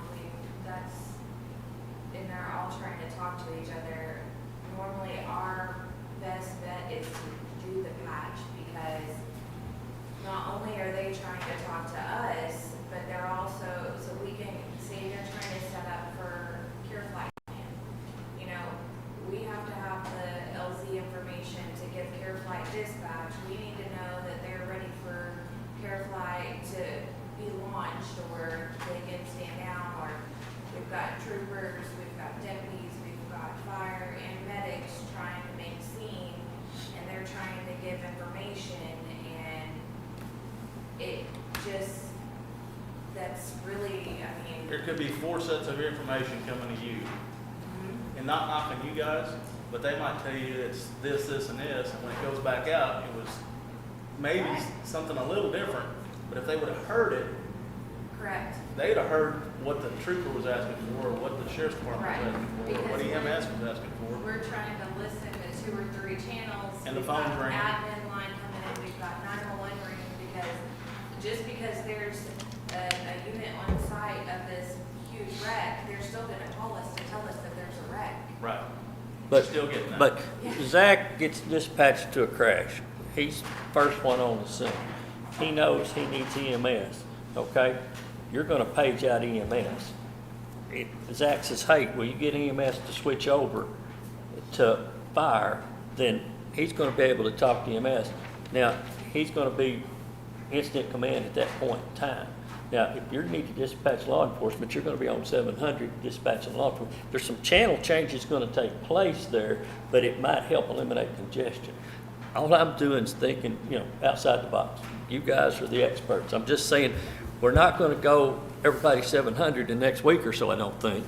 We've requested several times, like several times. Start again, Zach. I said, we've requested several times for EMS and SO to switch over to the fire channel so we can tell them what we need. The biggest thing is on the highway. It's like, hey, we need you to get off, take service road, or we need you to shut the highway down here. Because we are usually, EMS usually beats us now right there, but we're usually getting there before the troopers are, or before the deputies. And it's like, we're the ones that know what's going on when we get there. We're the ones that are getting the people out of the cars, and we're getting, fire protection or, having whatever. And so we request even on medicals, hey, have EMS switch over so I can get a report. Or tell dispatch, hey, this is what I got, tell EMS this. And most of the time, what it's come to is their patches. We don't ever get patched with SO, but we get patched with EMS. But just like I said, just last night, whatever we had last night, I needed a deputy to be somewhere, and I couldn't. One, I was on a portable, and I was in a hole. I couldn't get out to dispatch and tell them, hey, tell the deputy this. Another thing, there's no way I could tell the deputies to shut it down where I needed to. Ultimately, the deputies showed up and ended up just leaving. But I just don't have I don't even know where I was going with all this, but we just don't have the capability to talk to them. We've asked them several times, though, hey, have them switch over to fire. And, a small percentage of the time it works.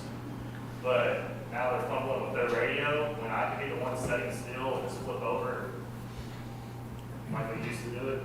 I hate to be one of those that's how we always did it. That's how it always did. It's like the fire departments were the ones that switched over. Or even if EMS beats us on scene and they're sitting still on scene, they can, that's good if they're not busy with taking care. They've got the time and ability to switch over to the fire channel then. Like I said, if they're running down the road or if they're involved in mission care, you can't really ask them to switch channels. But usually when they're coming to you, y'all run two persons to an ambulance. You would think the navigator could handle the radio and the driver wouldn't be distracted. In all these conversations, we keep talking switching channels, so we've been used to switching channels. But anyway, it just seems like if you could deal with EMS, then you say, hey, dispatch, I need, because she's listening to your VHF, you say, send me a law enforcement guy. Now, I get when the trooper deputy's coming at you and you can see him and you want to give him redirection, you don't have that direct communication. Yeah, so that's what we need to work on. But it sounds like once we start down the 700 path, we need to prioritize, your IC units probably need them to start with, and then your engines or whatever. But you never know what truck will be in. Yeah. All of our departments have rescue trucks, engines, brush trucks. Well, actually, let's assume we're not getting them all at one time, though, Zach. Just assume. So that's what I'm saying. You probably want to prioritize what you would put them in. And then there's some question about whether or not Tate will work on our system. Tate radios are on our system as we speak without anything else done. And so, anyway. Back to what I started to say earlier, it looks like we're not going to come up with these solutions today, and I think we're probably going to need another workshop sooner than later. That'll give everyone here a chance to make sure that the right people come back to that workshop and have all their concerns together so that we can discuss the concerns and hopefully come up with a solution during that thing. So we'd like to make sure that everyone is invited. I'm not going to item number 7 yet, but it is discussing pager system. That could very easily be part of the workshop, I think, that we're going to talk about, rather than get off into a complete. Well, I think right now we know that we need to have more capacity. Exactly. That's hitting us now. Yep. Just with EMS in the sheriff's department and them having a busy signal, or the sheriff's department or Brittany getting a busy signal, I think we can make that decision right now. We need to go to that bigger capacity. You can go phase two, Phase two. but that still doesn't help you until you, well, yeah, it would help you, as far as Regardless- patching it would help you, but it won't Yeah. give the, But regardless, you're gonna have to do that anyway. You're not gonna be able to bring fire in unless that's done. that's, you need phase two, So absolutely. we can make that determination right now. I mean, just say, hey, we need to find a way to do that. That's $900,000, I agree, so, but and that may be if we something. don't to do it now, well, then next year, well, we're gonna wait till next year and then the year after. So we can kick that ball down the road like we do a lot. I mean, it's for the safety of the people, and it's the safety of our people that are out there working these wrecks, and every incident that they're on. I don't care if it's a medical and there's a guy in there's got a gun. If SO didn't know that there was a gun involved, and we get into that situation with a gun, how many of y'all carry a gun? They probably don't want to answer that question. They don't carry guns, so dispatch asks every question they can to find out if that situation or that incident is clear, but till you get there, you don't know. And for them to have to, which they have a deal, but it could happen with fire too, and to have to go back and forth and, hey, I need a deputy. She's gonna get a deputy down there, but if he sees the deputy over there and says, hey, on his radio, I need you over here right now, that's a direct line to that trooper or that SO guy that they should have that option to have. The night of the tornado, I was needing a deputy on that west end. We had traffic piling up. I couldn't get out. I just beep. Man, all right. I was even on SO. I couldn't get out. I get it. It was hectic. But if we had more channels to where we wouldn't have that busy, would be our first step, I feel, to where at least we can start growing it. We could designate a fire channel on there. Fire departments that want to get to 700-800, they can go buy it, or we can try to buy it. I know in Lindsay, we would buy some if I knew we had that capability. I know we're going to do it because Gainesville went 700-800, and we work with them all the time. And that's talking on the fire department side, where I'm at. But as a commissioner's court, we got to give them the tools to be able to do that. And I know it's 900,000 or whatever that number is. We got to get something together to where we can start going forward. We can't wait another month or 6 months or a year. Now we're at 2 years. Hey, in 3 years, we're going to do this. This problem has been taught to us since I've been on the court. Now I'm going on my 4th year. So I know it is money, but is there ways out there that we can get this money? Is there grants that we can try to check into? Is there areas that we can go to the COG and say, hey, look, we're in a position, or whoever, federal government, somewhere we got to get some work together and try to get some help somehow. Ray, did you have anything that you'd like to add to the conversation? I don't know. And thank y'all, by the way. To add, to clarify, or to maybe wrap it up, that those are the issues we face. We're all over those. But situational awareness for incident command for everybody is crucial. And so having people on disparate frequencies or talk paths, or whatever you want to call them, where they can't hear each other, they can't talk to each other and monitor a situation or make things happen quicker, that's a problem. We've known that since the World Trade Center, and that's what communications should be. And so how does that get fixed? The only way it gets fixed is increase our capacity somehow. So that's the challenge. How do we increase the capacity on our current system to be able to bring the fire departments in and, again, be where we can all hear each other and talk to each other at any given time and not have to switch channels and ask for patches and all that. So that's a challenge. There's a couple different ways to do it, and different prices, I think, that should be explored. But that is priority number one to be. That's the way it should be.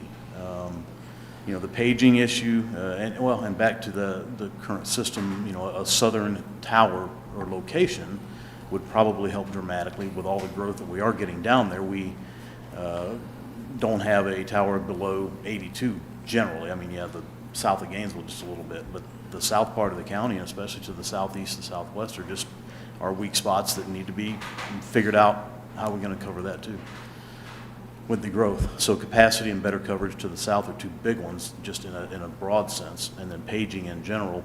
Let's say paging. Yeah, and It's another item, let's. Yes, sir. But I think it is part of the conversation, because I think that could be fixed with that capacity and with all of that, then moving down that, you may be able to fix a lot of things if we can get to that capacity and better coverage.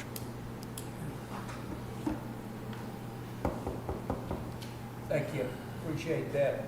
Will 4 be enough with the phase 2?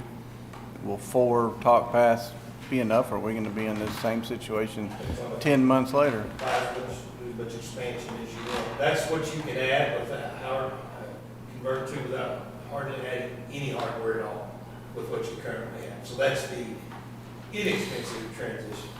The only other option would be you could add more channels in phase 2. It would make a whole lot of sense. You'd be buying a lot of base stations in there to achieve 4 channels at phase 1. It's easier just to do a phase 2 upgrade with what you have now. Now, you gotta keep in mind when you're creating talk groups, how many continuous available talk paths do you want?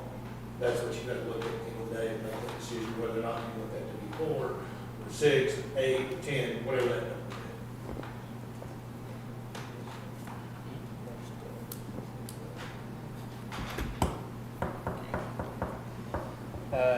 We're just discussing, I think if it, I agree with Adam, I think something needs to be done right away to give us some additional capability. And I think we're probably looking at perhaps bringing that up on next court, and we'll try to solve that then. I mean, I think if we had that number to where we could, look at our budget and see if there's anywhere we can move.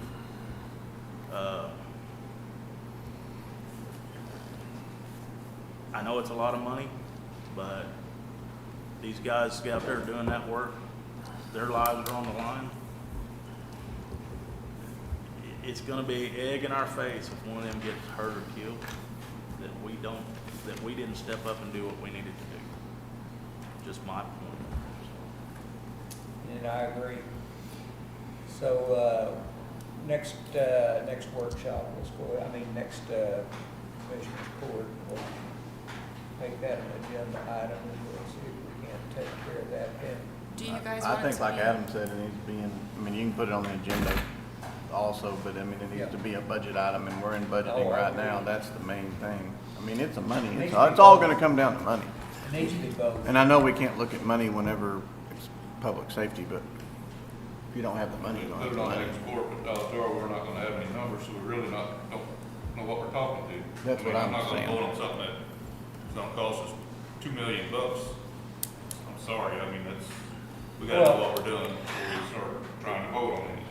Well, and the elephant in the room is, if we were really going to transition over to Tate, these guys are going to have to tell you what kind of hardware you're going to have to put on towers and what that's going to cost, coverage studies, to keep the coverage that we have throughout the county. Going to have to know the price of the radios. You're going to have to go do basically an RFP. Okay, not to get prices, not just to get prices, I guess. Well, that's correct, yeah. Okay. We're actually on several, bylaws is one, so there are cooperative agreements that are already in place that would require an RFP. But it doesn't impact the county, purchasing department, how they procure those. But we are on several, purchasing mechanisms that would afford you to build the contracts. But when you start installation on towers and stuff of that nature, where do you head? You're going to have repeaters on towers, are you not? Yes, sir. If it was a switch from what you're looking at today, most of the equipment would stay in place.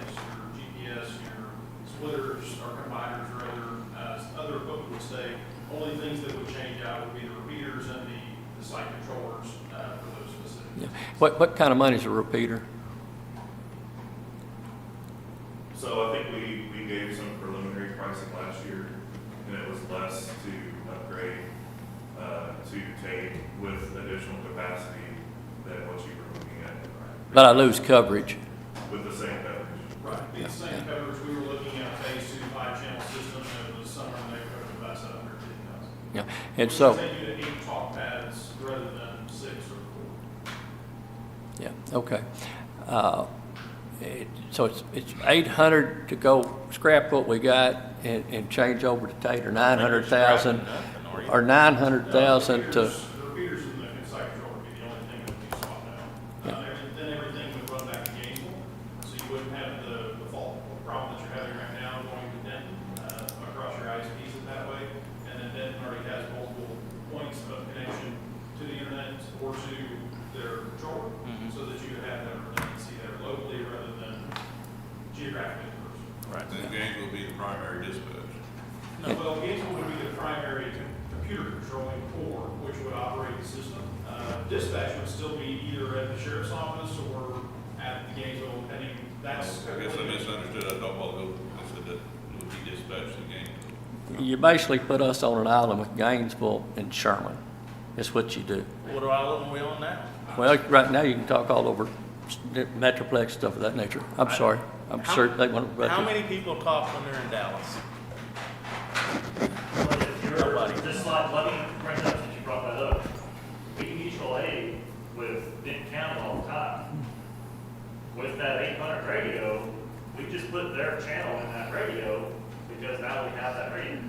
We still mutual aid them and talk to them, no problem. We're just, when we put that channel in our radio, we talk to them on their system. But you're hitting their towers though. You're not on an island, because as long as you have that 700 or 800 radio, you can put in any channel you want in the world. When you switch to that channel, you're gonna be on their system. So all you would need, like what we do in Benton County, is you just need a permission to be on their frequency. Just like Gainesville does today, they got Denton County or the Cooke County system in their radios. That's what was Denton But you're gonna have to hit their towers. You gotta be in range of a tower, right? I can hit Benton's 800 and stuff with my portable standing inside my office and fire station. Like there's not an issue with it. It's so. But the same, honestly, the same system exists in Cooke County today. Your talk groups are isolated within Cooke County. Talk groups for Cooke County are isolated within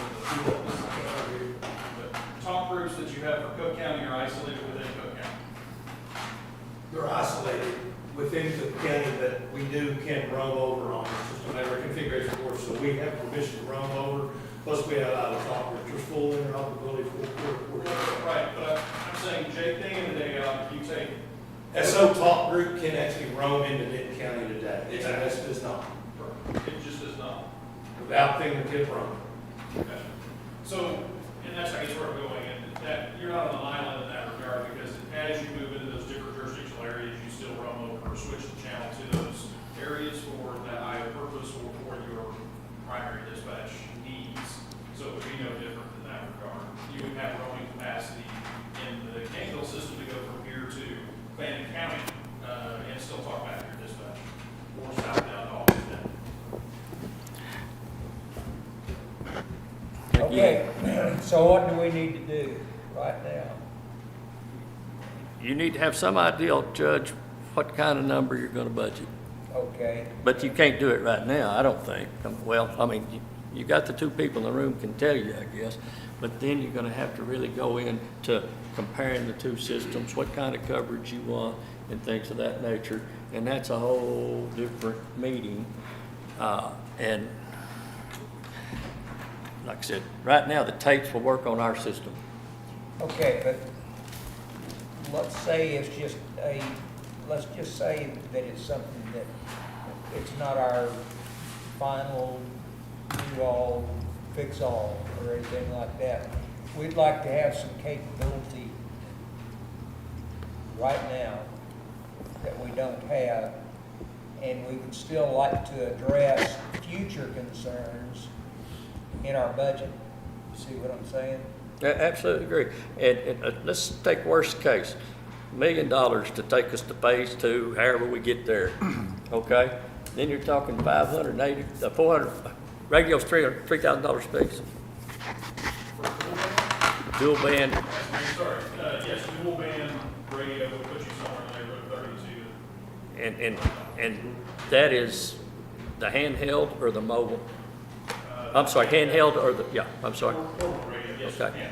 yeah. And then the mobiles, If you're doing dual band mobiles, then it does go up, it's about 5,500, 5,200. so use the 3,000 number. You guys need about 180 radios. It's the last number we have. I'm talking about the fire departments there. That's how many they need. So that's such a number, it chokes me up. That's another $540,000. So we're looking at about $1.5 million, and that's about 3 cents on the tax rate. Why are you getting a dual band? In our trucks, like we've already decided, I know the department said, in our trucks, we don't need a dual band because we still have to have VHF to stay in or off. And so our VHF antenna is fine. Our portables, we want a dual band, and we said we're about 3,200. But in our truck, we just need that 7,800 radio, and we'll keep our VHF, and so we're still looking, half the price for those. But see, what's kind of strange about that, we spent a lot of time concerned about being able to all talk on the same channel and not having to switch and stuff.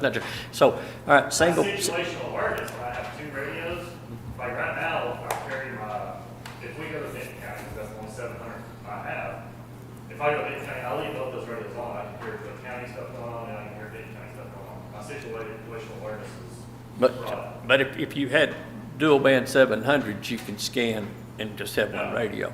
So you can't scan efficiently between a 700 and VHF. I do it every day. So Every day. then, but Every day.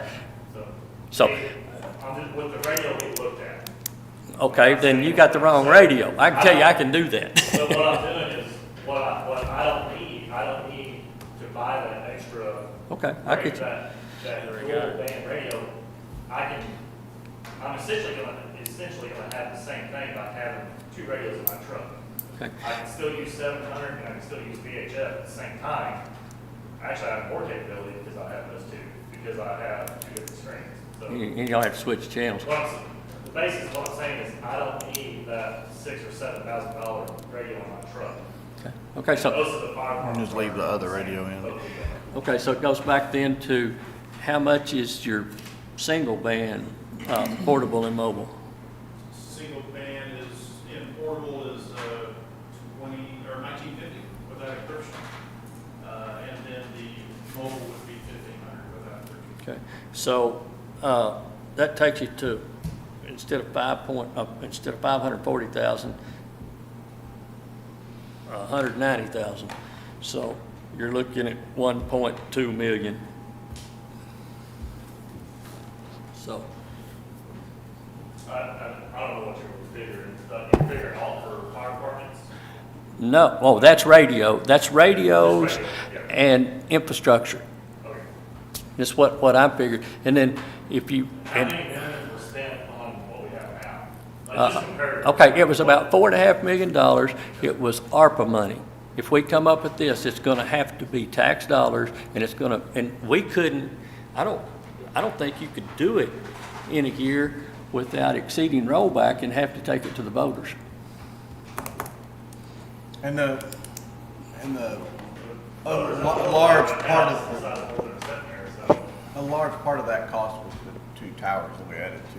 Yeah. Yeah, I mean, there's still no comparison, single band radios versus dual band radios versus, I mean, Comparatively, that's all. well, but comparatively, again, dual band radios versus single band, 4 towers, additional coverage, and the fact it was ARPA money.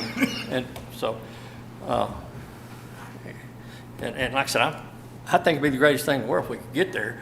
It's just how do you pay for it and how long do you take to do it?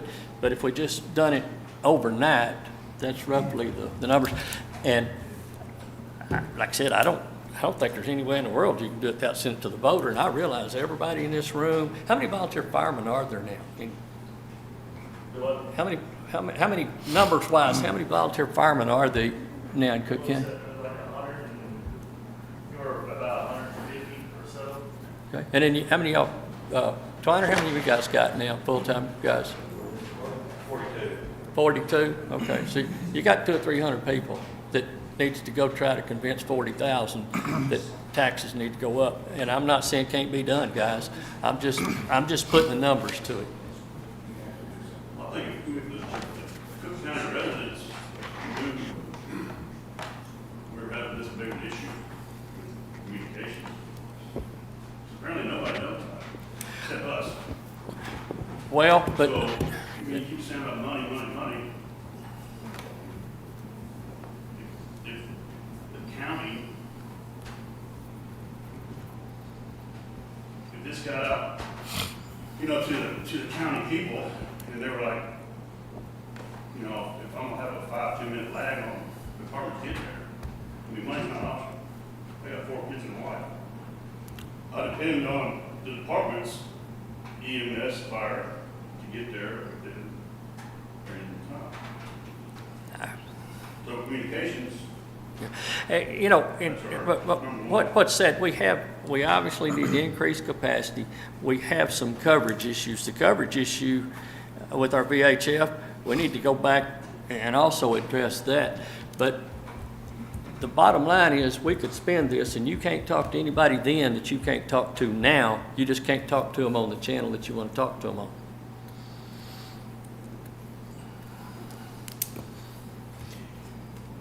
Okay. If fire wants to talk to EMS, EMS has dual band radios, they can talk to the VHF. The sheriff's office, they can talk to them on VHF. But it's not working, Gary. That's what we're saying. It's not conveniently working, we but, wouldn't be here if that was working. Yeah. Right. yeah. Okay, I'll tell you, here's the solution. Item number 7 was to discuss pager system concerns. I think we can include that in a future workshop along with everything else that we've talked about today, along with funding when we do that. And I'm perfectly with Adam in this. We don't need to just keep kicking this can down the road. I think we need to do something about it right away. And I think the tornado the other night is a perfect example of why we need to go ahead and do something sooner than later, okay? I agree with you that I want to, like I said before, I want to know this is going to fix the problem. We're not just putting a damn Band-Aid on it and moving it down the road. I want to know that it's going to work. Okay, So we then need attend to- the workshop. Do I? Then attend the workshop and we'll see if what we can't come up with. What are you saying about the agenda items? Because we still haven't talked about pagers, and that was the I reason know, I for the said let's workshop. include that because that's part of the solution perhaps. Well, the pagers is a whole separate system. I understand that. But rather than kick pagers down the road today too, let's go ahead and include that in the workshop that we're gonna have right away when we also discuss the budget. Well, let's Well, I want to talk talk about about what the pagers problem today, is. because that was the problem that was brought up to us last week, is why we had this Yeah, workshop. So we hadn't even gotten there yet. Is that, I mean, Oh, no, that's okay. And it's a whole I separate understand what system. you're saying. yeah. Okay, but before we move on, let's agree that we're going to have a workshop. 100%. Okay. I'm in agreement that we need to do something. We got to figure out how and when. And when? And I would say sometime, when are we gonna, next week looking pretty decent, do you think? We have court next Monday already, Right. so y'all just tell me a date y'all can agree on. I think we need to have it on a day other than court, because it's likely to last a little while, like perhaps a Wednesday or so of next week. I personally just soon have it on the same day as court. I mean, Of course you would. So if we went to more channels, talking about pagers, could we do a 7-800 pager? And would it penetrate like our radios are now? 7-800 pager? We're off the 700 your footprint's gonna be a lot better. Consume a channel. As long as you're continuing to go down the road of tone and voice pagers on a P25 system, there's no comparison. Right. So is it better Doing a than, true call alert page versus tone and voice page. is it better than UHF? UHF, you're gonna get better in-building penetration because it's smaller. Yeah. Is a digital pager gonna be a little more sensitive than an analog? Sure. Plus, the pagers you're going to are gonna have the benefit of an antenna. But UHF penetration is gonna get in buildings and structures. But we're not getting anything now. I mean, we got dead spots at North Shore and Valley View. I mean, they're not, even that we put that new paging tower up down there, they're still having issues with that. Which is, I'm just saying if we got another channel over here, can we page out on 7-800 and will it be better than what we You have don't now? have to talk groups to support paging at 7-800. Now, All you would do today is congest what you already have. I'm saying if we went to the more channels on that, You could, but are you referring to doing 7-800 paging on a radio or 7-800 paging on pager? pagers, Yes, you can And- do it either way. and both, I mean, Keep in mind, the Unication 7-800 pagers that y'all are looking at are reliant on tone and voice. okay. Not really doing a digital page like a call alert or a selective call or a group call. You're talking about the ones they've got, Pagers are not capable of doing a call alert, which would be the preferred method because it's instantaneous. Right. On tone and voice, it relies on an A and a B tone or a cat code over a P25 signal to hit the unification page. Okay. If you're doing a digital page to a radio, it's an inaudible data packet that can go out to a group or one or many radios. But it's not what you hear today, it's silent. You don't even know the page is sent until your radio's going beep, beep, beep, you're hearing the dispatcher. So they're using communication pagers in a couple of counties we do in Oklahoma now. And it's nothing but tone and voice over a P25 VHF system. What is that? But will our coverage be better with our 4 towers? On the simulcast, yeah, you're probably gonna get better, you're gonna get a bigger footprint simultaneously, yeah. Because now you're not hitting one and another and another. Right now, you have 3 towers in play, they're not simulcasted, so she can transmit on one at a time, but she can't ever do both. Right. She can't do all 3 simultaneously. And that's where we're getting some of the problems, I think. Say if a firefighter's in Gainesville and it's being paged off that one down there in Woodbine or wherever it is down south, Mountain Springs, they don't get the page. They don't know where they're at. Right. They don't know where they're at. But if we did simulcast, it don't matter where they're at in Cooke Right. County, it's gonna hit that page. Right. Dispatch has got buttons that may say, for example, Station 3 Southeast, which might be the page button they're always gonna hit for Station 3. Right. But if Station 3 is working in Gainesville, they may get a good clear tone, but get crappy voice because they're trying to hear them off towers on the east side. Right. They have no idea of knowing where they're at. All they can do is page what they know works best when they're in their area. Right. But she doesn't know if y'all left that area and went here or went there. Yeah, they could A be. simulcasting system, doesn't matter where they're at, it's gonna hit them. You said VHF penetrates buildings better, right? UHF. no, With UHF. UHF, you get better in building penetration. The Okay. VHF is going to penetrate a little bit better than an analog would be, just because it takes less signal to process a digital voice packet versus analog. But the digital's not gonna, so we expand our footprint, but then you're still possibly, people aren't gonna get the page, if it's not penetrating, is that right? Yeah. I would We're go still do not some. solving the problem. No, I mean, before I went down that road, I would go do some real world testing. We can run coverage maps all day long, but until you put that equipment, that environment, and you try it, at the end of the day, that's when you're gonna know. Coverage maps are only gonna be so accurate, and it's impossible to build in all signal loss you're gonna get of every single home, every business, every structure in the county. you can take a roundabout loss, right? You can say, okay, we think we're gonna lose 15 dB at every structure. So you can guess it, but it's not gonna be a real world scenario until you go try. Have you heard any pager problems on the west side of the county? Munster, or y'all have any problems at Lindsay? Well, I can pop some. Sometimes it's pretty and clear, other times it's not. It just, there's good days and bad days, and I get that with weather and. Well, if you're listening to Station 3 get paged, and she's talking off the southeast tower, you're hearing that broadcast from the southeast tower. Right. So it's not gonna be good cleaning people. Right. But if you're hearing her talk off the west tower, which would be your tower, Yes. it's gonna be crystal. So it's gonna vary depending on who they're paging and which tower they page out. Because she has 3 to choose from. Correct. When we were having budget hearings last week, North Shore said they're having some issues, and they said, and it was a weird issue, husband and wife standing right next to each other, one's getting it, one's not. And then they were saying that some of their people are. The pager differences, it could be, I mean, every home, there's no 2 homes that are gonna be alike. Right. It's no different than, you can take 2 guys out on the street with 2 different handhelds, and sometimes one may hear a little better than the other. There's so many things that propagate how that receives that signal. There's a million things. And then in Valley View was experiencing the same thing. Yeah.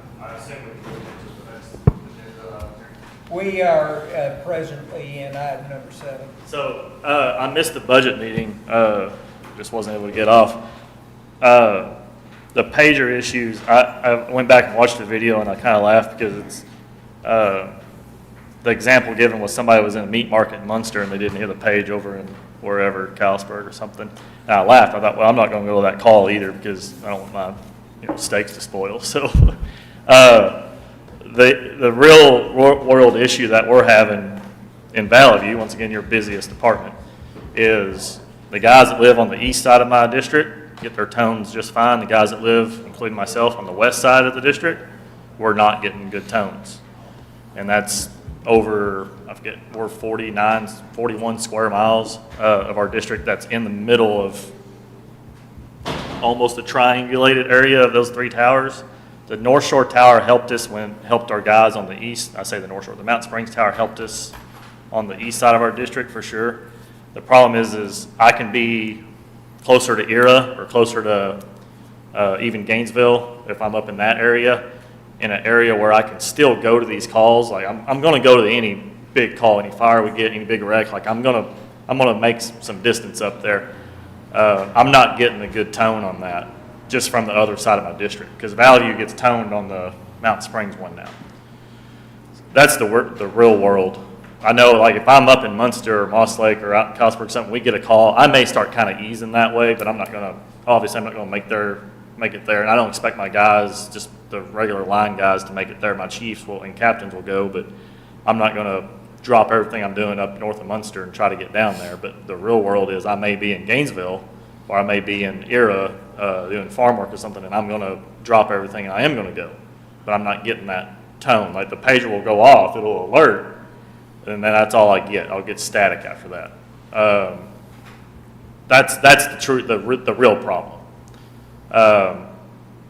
Inside my house, it differs. I've got 2 different pagers, and they're the exact same model. They may be programmed a little different, but depending on where it's at in the house, I live west of Valley View, I may get it, I may not. It's not a consistent, it just doesn't work consistently. So, You say not get it, like it don't go off? Like for the majority of the time, I can think of a couple times where I'm like, I don't think the pager actually alerted, didn't go off. And of course, if it doesn't go off, then it doesn't record audio either. So, you don't know if you got it or not.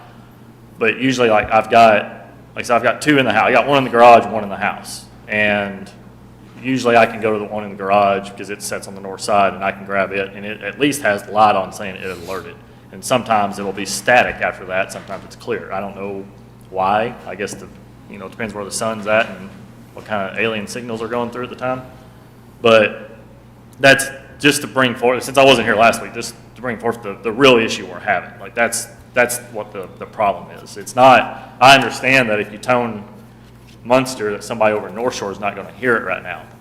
Like, again, situational awareness is, there's no value on that. So in Valley View, if Roston or somebody gets toned, just the other night with all the storms, like we went to Roston because they didn't have personnel to go. We started going that way, knowing we were going to go that way. You can't always be ready, and we're not going to jump calls and be ready to go. But that situational awareness, if North Shore gets a call or if Lindsay gets a call, somebody like we're kind of thinking about it now. So, in the budget request we put in there to go to the VHF system, but after thinking more and more about it, and this is just from Valley View and just from my opinion of this, I haven't really talked to the other departments about it. The VHF would be VHF digital paging if we transferred over to that, correct? With those communication pagers. So with the way that our VHF digital radios don't work, I don't think that pager would be any better. And you can repeat that. That's from me. I don't think that's, because the VHF digital system isn't working with the portable, I don't know if the pager is really going to work any better. And I'm talking, everything costs money. I don't know what the finances would look like, but I think that the simulcast, you can simulcast the UHF, correct? Where we could. If you want to get away from the issue today, Yeah. So being able to hit every tower at once, so everybody in the county can hear everything that's happening in the county, seems like the most viable option to me, myself. I'm not speaking for other departments. I don't know what issues. I know some of them are having the same issues. It just depends on where they're at, if they're getting the tone or not. But just from Valley View's perspective, either put a tower down south or tie them all together, simulcast it. So, questions about that? And I don't want to. The pagers are bigger, and I just hate carrying a pager anyways. So. I don't want a new pager with an antenna. That antenna's going to get broke, I guarantee you. So I don't, just, being candid about, I don't think we need that VHF system because we're trying to get away from that VHF anyways. So like you said a while ago, you don't want to put a Band-Aid on something that ain't going to work later. I don't think if we go to VHF paging that it's actually going to work later. So I think simulcast is where it's at. And then later on, if we can look at 800 and testing that to see if we could figure out a way for 800 or 700 to page down the road, I think that would be a better use of the money. So. The digital what I understood, it's not gonna penetrate as good, so are we? And, we talked about that during our fire department meeting. Is VHF actually gonna work? Or is it, yeah, because our digital system does work pretty good, but really our pagers do really good. It's just what really killed us was whenever that tower got taken down and then we had to put up the other one. It's not a prime location for it, it's just what was available. If you draw it out on a map, I'd like to see the coverage of each one of those towers and then see what what Valley View looks like. Because we're in that valley. We're down in that hole and it's just not reaching as good from where that tower in Mountain Spring got put. So if you put a Band-Aid on it, I'd say, yeah, let's go VHF, or at least test it. However much it costs to test that, but I think if you just simulcast that UHF system, it would solve the problem that we're currently talking about. You'd be talking $1 million, I don't know what the backup, the thing I know will come up, but the backup we have using the apps on our phone, whether it's Active 911, we actually use I'm Responding along with some other departments.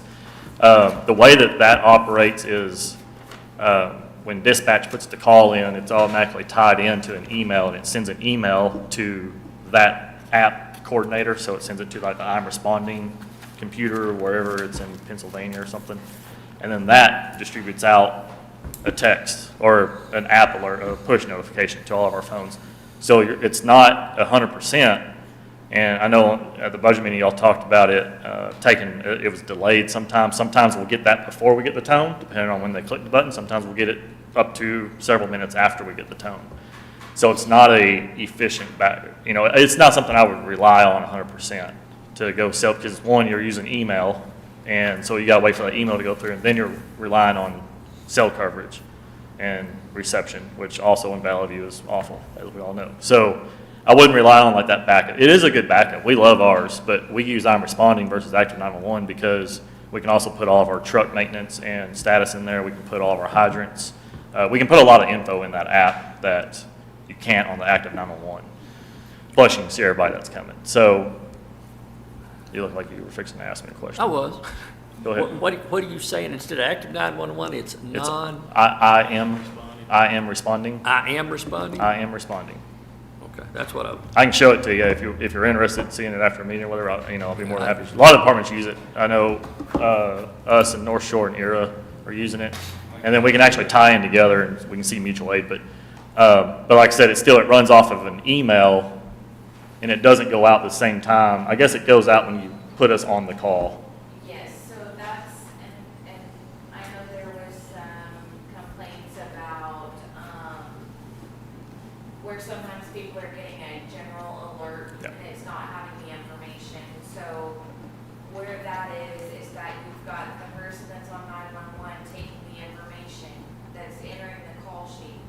You've got the other person who's listening if they're available, and they get enough information and go ahead and tone it out and put the units on the call, but this person isn't done entering everything into the Yeah. call sheet.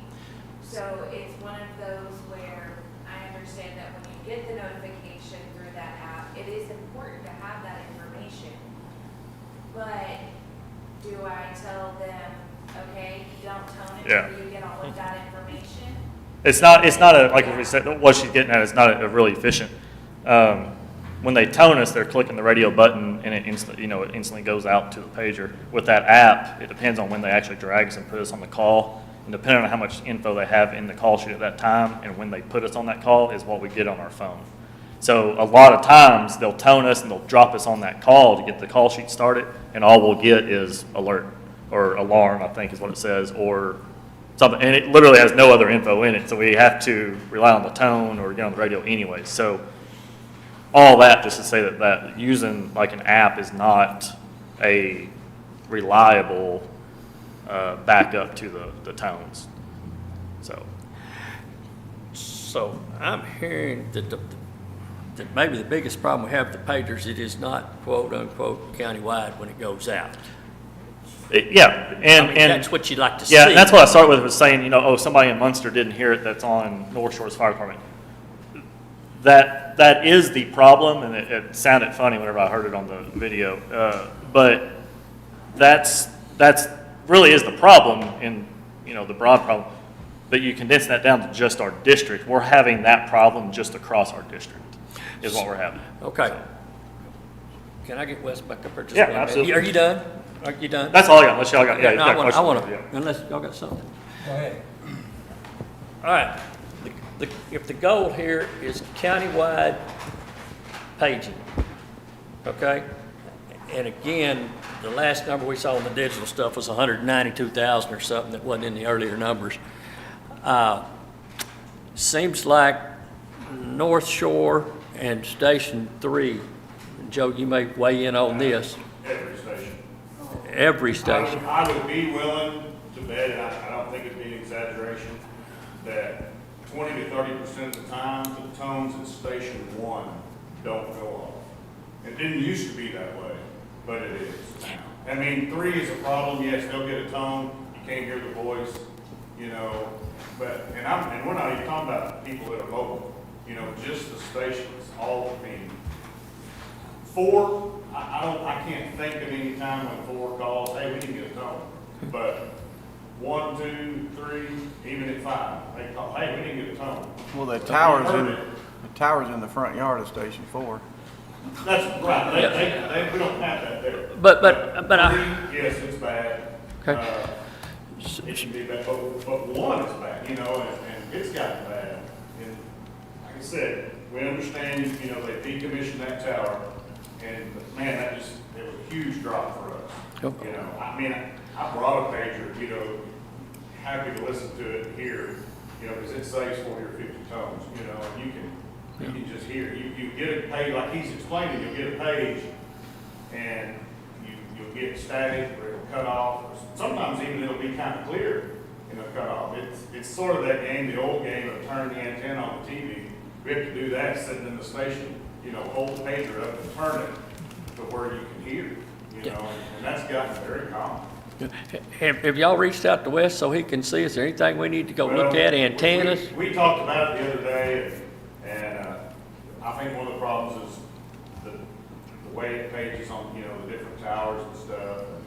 You know, I mean, some of our pagers are getting old, you know, I mean, I don't know what the time frame exactly on them, but they're most up to date from my knowledge. I mean, we spend money every year, $3,000, $4,000, $5,000 to try to update pagers. But, again, I don't think, Yes, this is pretty clear. That's pretty clear. Yeah. but we saw improvement when we went to Mountain Springs. And I didn't hear anything after that. I didn't hear anything about Station 1 and 2. I mean, again, assuming this won't happen overnight, is there some things we need to be looking at? Maybe the sequence that they're coming out of dispatch, and I get the problems when they don't know where each person I is. think guys are just so tired of complaining that it doesn't work and then nothing ever changes, they just quit complaining and try and figure it out. And that's just being honest. Well,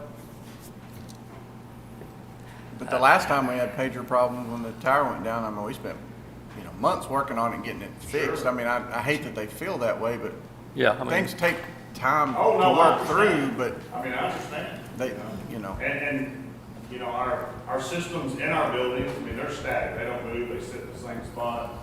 And it's just gotten very, and maybe it's weather, maybe it's, you know, the way they hold their mouth when they push the button. I mean, there's a lot of, because one page will be clear as a bell. Station 1, you turn around and page it again, can't hear anything. And I don't know the answer to that. so understand the scenario. Wes, you got any suggestions? Nothing like putting you on the spot when you haven't been Well, out it's there. kind of like what you felt talked it. about earlier, depending on what tower they're paging on, which one they choose, especially if they stack the page. If they page, say, Station 1 and Station 3, right, for a mutual aid, when they stop paging, they're on 3. They could be transmitting on the southeast tower, or they could be transmitting on the west tower, which is what Station 1 comes off of, because we don't have a Gainesville. Y'all don't have a Gainesville paging tower anymore. We have west, southeast, and northeast. So depending on where that radio landed when she does the last page out, may or may not be the tower she chose to transmit of, or her people could say, no, that's probably not going to be the best one. I'm going to switch over and broadcast off web. So that's a lot of the pages you get where they got good clear tones, but then the voice was crappy, has to do a lot with which tower they're doing the broadcast off of. And it's not simulcast, it's the same frequencies used at all 3 sites with a different input PL. So she can't get on there and transmit on them simultaneously because they're not interfaced, they're not simulcasted together. She can transmit one or the other of the 3, but she can't ever do them all simultaneously. Anything we can do at the console to help that out? I think as long as you're paging 2 different departments, the only thing she can do, which is going to be redundant for her staff in that scenario, like for Station 1 and for Station 3, she would have to broadcast off 3 so that they got it clear, then turn around and broadcast off 1 so that they got it clear. But it's redundant work for them. And I don't know, that's something Brittany would have to speak of. I don't know how easily that is for her staff, because it is more work for them. And how much time delay do we have there? Is it seconds? Is it minutes? Is it? I mean, that kind of boils back down to us having to do that, this same page multiple times, because you're talking about if we need 2 medics, I can guarantee you we're gonna need fire department, or we're going to need deputies or PD as well. So you're talking about, you know, if we're doing fire departments and we're doing EMS, and we're doing that page, say, 3 times, and then you're still on the phone, and you're trying to get law enforcement around, that's too much. The alternative is so they don't get the page. Right, but at what point do there has to be something, because, we can't spend 5 minutes trying to get 1 page out to, 3, 4 different departments when, you know, we're trying, we don't have, you know, we don't have enough hands. No, I don't, yeah, but you, no way to give her any console help or, No, not other than her simultaneously giving the broadcast out for each tower that she got, so they can get it clear on where it's at. which consumes I mean, time. we can run the buttons, so, and we can assume if Valley View's just kind of like his situation, right? Half his guys are on the west side of Valley View, half of them are on the east. So if we're hitting him on the northeast tower, it's probably grand, but it's probably not so grand for the guys on the west side. You know, for Station 3, North Shore, Indian Creek, all northeast is pretty much going to cover them. These guys that are in split districts, it's your problematic area. Yeah. Valley View primarily there, as far as the biggest split district, I would guess. So, So, I mean, even in that scenario, she could probably page them on the west, page them on the northeast, and maybe get all his guys, but once again, that's doubling up what they do. And then two broadcasts. but for budgetary purposes, what I'm hearing, I think, is you and Zach saying we don't need to go with the digital route at this point because we don't have any confidence it's going to work. If our end goal is to go to 700, however many, however long that is, I have faith that that's where we're trying to go to. Then, like Matt said, don't put a Band-Aid on it. Our digital, VHF digital isn't a great system anyways, like it's not, it's better than it used to be, like you said, but it's not great. And I don't think trying to page off that is really gonna help solve our problem. I think we're gonna have more issues inside our houses, buildings and whatnot, and in those holes that, What do we do short term? that's why we're here, that's the workshop. That's why I Yeah, I treat them- what a real problem is not getting across even like one district. Like if we're fixing to get grass fire season, so we do automatic aid for any kind of fire. So if we have to tone Valley View, North Shore, Lindsay, you're gonna hit all three of those towers. She's gonna have to tone that 3 different times. So that's gonna be more workload, or you're gonna tone it, and Valley View's the only one that's gonna get the audio, and nobody else is gonna get the audio. So, I suggested, tone all of them at the same time. Can we simulcast UHF? That's what my initial question was. What? Can you simulcast UHF? Can you? Yes. You could.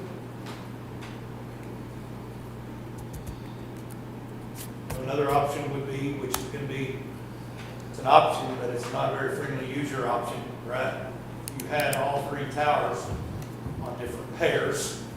She could actually talk on all 3 at the same time, and she could stack easier, but then you got a user in the field that's got a 5-channel pager. So now they're either to stay in a P1 scan mode all the time, or silent scan mode, or selective call, however that pager set. So, but they're either scanning all the time, or they're going to be choosing, well, I'm going to Munster, so I've got to switch to the web. So, it fixes one problem and creates another. Yeah. But most of you guys page, doing all page. Do you not? You all, what I used to call snooping? Most of you guys, when you're wearing your pager, you're doing what I call snooping. You're trying to scan them all anyway, right? Most of the time, the pager's on scan. I mean, the reason for countywide. Yeah. And it's not snooping, it's It's situational. not stupid, it's Situational awareness. The pager goes off, and like if it just alerts for a second, like it catches that tone and it alerts and it stops talking, you can reach over, you can hit your monitor button, and you can hear what they're saying, the static from it. But if you're scanning, it'll open that automatically. You'll hear it without having to mess with your pager. So. I didn't mean snooping to be negative, but you're just listening to everybody. Yeah, no, the majority of my pages, like, the only time it's not on scan is if you're in church or something. But what kind of money are you talking about when you go set up the pairs? What kind of money are you talking about to go set up the pairs at the towers that exist? Do a simulcast? On the UHF? Yes. I wouldn't be able to tell you that. But that, well, used the term putting 2 more pair at each tower. Oh, you mean if you were to split them up? Yeah. So you, the equipment, the duplexers you have at each site could be reused, it would just have to be reprogrammed, retuned, but you'd have to go out to the FCC and get additional frequency pairs. Right now, you have 1 pair licensed at multiple locations. Okay, You so, have to have additional frequency pairs for whichever site you so what hardware goes with that, Wes? Well, she's gonna have an additional radio resource at dispatch on UHF, 1 dedicated for each pair, so that she can talk on them simultaneously. Because if you just give her 1, she still has to change channels and there's still pods. But that gets us countywide. Is it more economical? Yeah, I mean, yeah, you could, without having to microwave them together, you can keep your current RF link, add additional resources, go to different pairs. Right? As long as these guys are scanning, as long as that's gonna fit for what they're trying to do. With the pairs, I would have to select which one I want to listen to, kind of what I'm at the county. Well, that's what I was saying, that's kind of the downside Yeah, to it. no, I'm out on that. If you're scanning, then you're fine, because you can scan up to 5 channels. But I don't know that that's the best You're scenario. talking about 155 plus EMS, so you got 190 something people with a pager that are having to select which channel to be on for pairs. Yeah, but not for countywide. If I'm understanding him right, he's saying countywide, you can scan them all. Is that what you They said? can put the pager and scan, but it'll only let you do the P1 scan in that mode where they're in a monitoring state. I don't know that you can do a P1 scan in a non-monitoring, can you? I don't think you can. Yeah, I think it's in a monitoring state. But my question was, would that be economical to have a countywide page? And if these guys are You mean scanning, like an all-call? yeah, I mean, that's basically what they're doing when they're scanning. No. Well, It actually seems that'll work to pay the beep or vibrate when we actually get a call for us. for your single department, okay, I see what you're saying.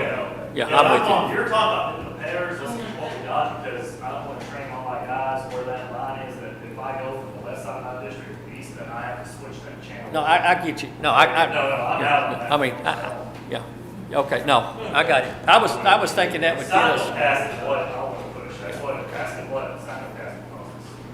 Yeah. Or what it would take. Yeah, okay. Wes, you the one, and we may have talked about them, but during budgets, you brought up the most questions or concerns about pagers. And of course, I think you said something to the effect that 700 wouldn't work to page EMS. It'll work, but we know what the negative there is. That gets you guys paged, but it doesn't get volunteer fire paged. It has the capability, but for us, it's going to be problematic because we'd have to have that on a priority channel if that's available.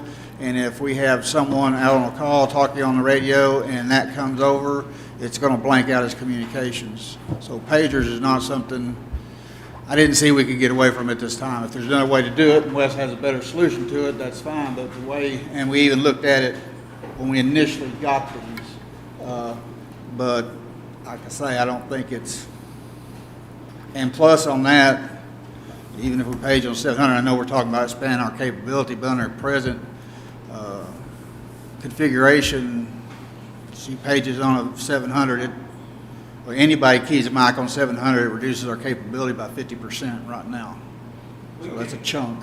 We can do individual radio paging with their portables they have today. Their station ring downs will have to be retied over into their alerting systems.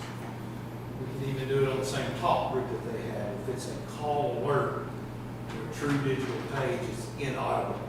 You don't hear the tones go over the air when you're doing a true digital page like they're used to hearing on UHF. But that may present another problem.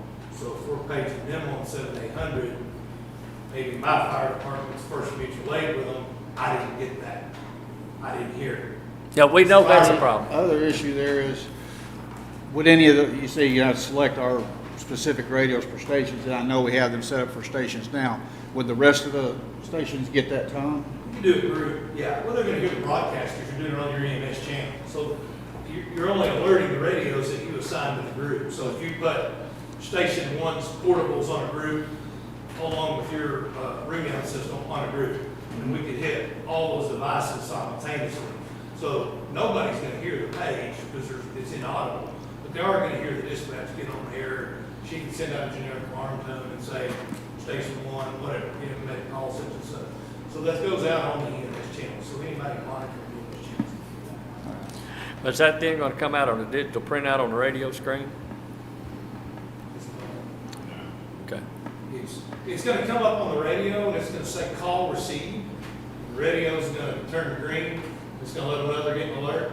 And they can even go to a voice mute, kind of like they do on a pager now when they go to non-monitoring. They hit the mute button on the radio, put the radio in non-monitoring state if they want, where they can monitor and get it either way.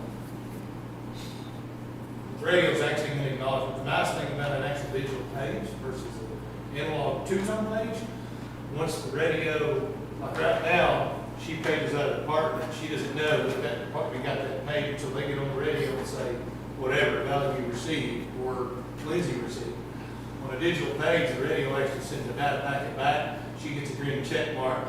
Doesn't let her know that all 40 radios in the group went off, but it let her know that that page was successful. That, especially from the alerting system, because it's going to transmit back the beacon to let them know that.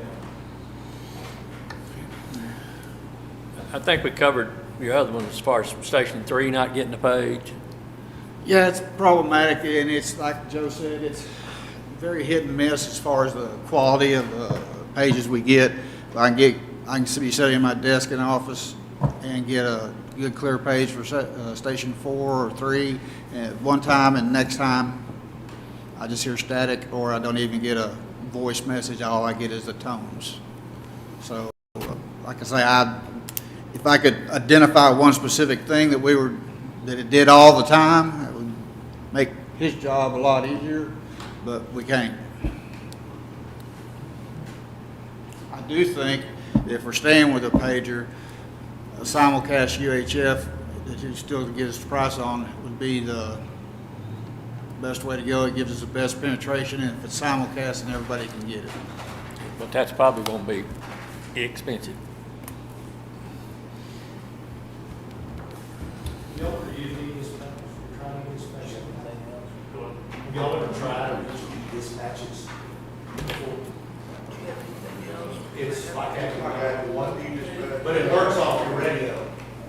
So like she does avoidance, it requires nothing extra on her part. It can be a scanner, it can be hardwired to the console, it captures what goes over the air on the radio and sends it to the app. They also do a CAD interface. Yeah, our e-dispatch has been around way before after 911. So when two-tone when it first started, we did that. We put it off the computer, and then it would send it to the app. Right. So we created an app, and it would send it to that, and we would get the voice, and then we did the time-out stuff too.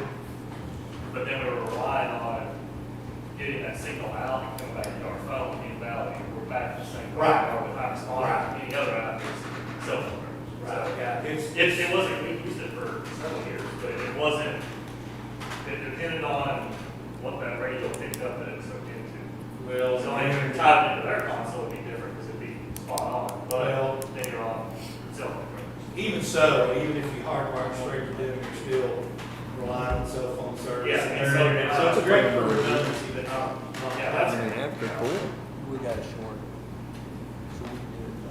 I think I am responding, was that two-tone direct, that it's merged. We use it. Yeah. Okay, let me go ahead, if nobody else has anything right away, we'll go ahead and close out item number 7 here, and go to item number 8, which is schedule future meeting workshop for additional discussions. And as you can see, we've got a lot to discuss, we've got a lot to go with.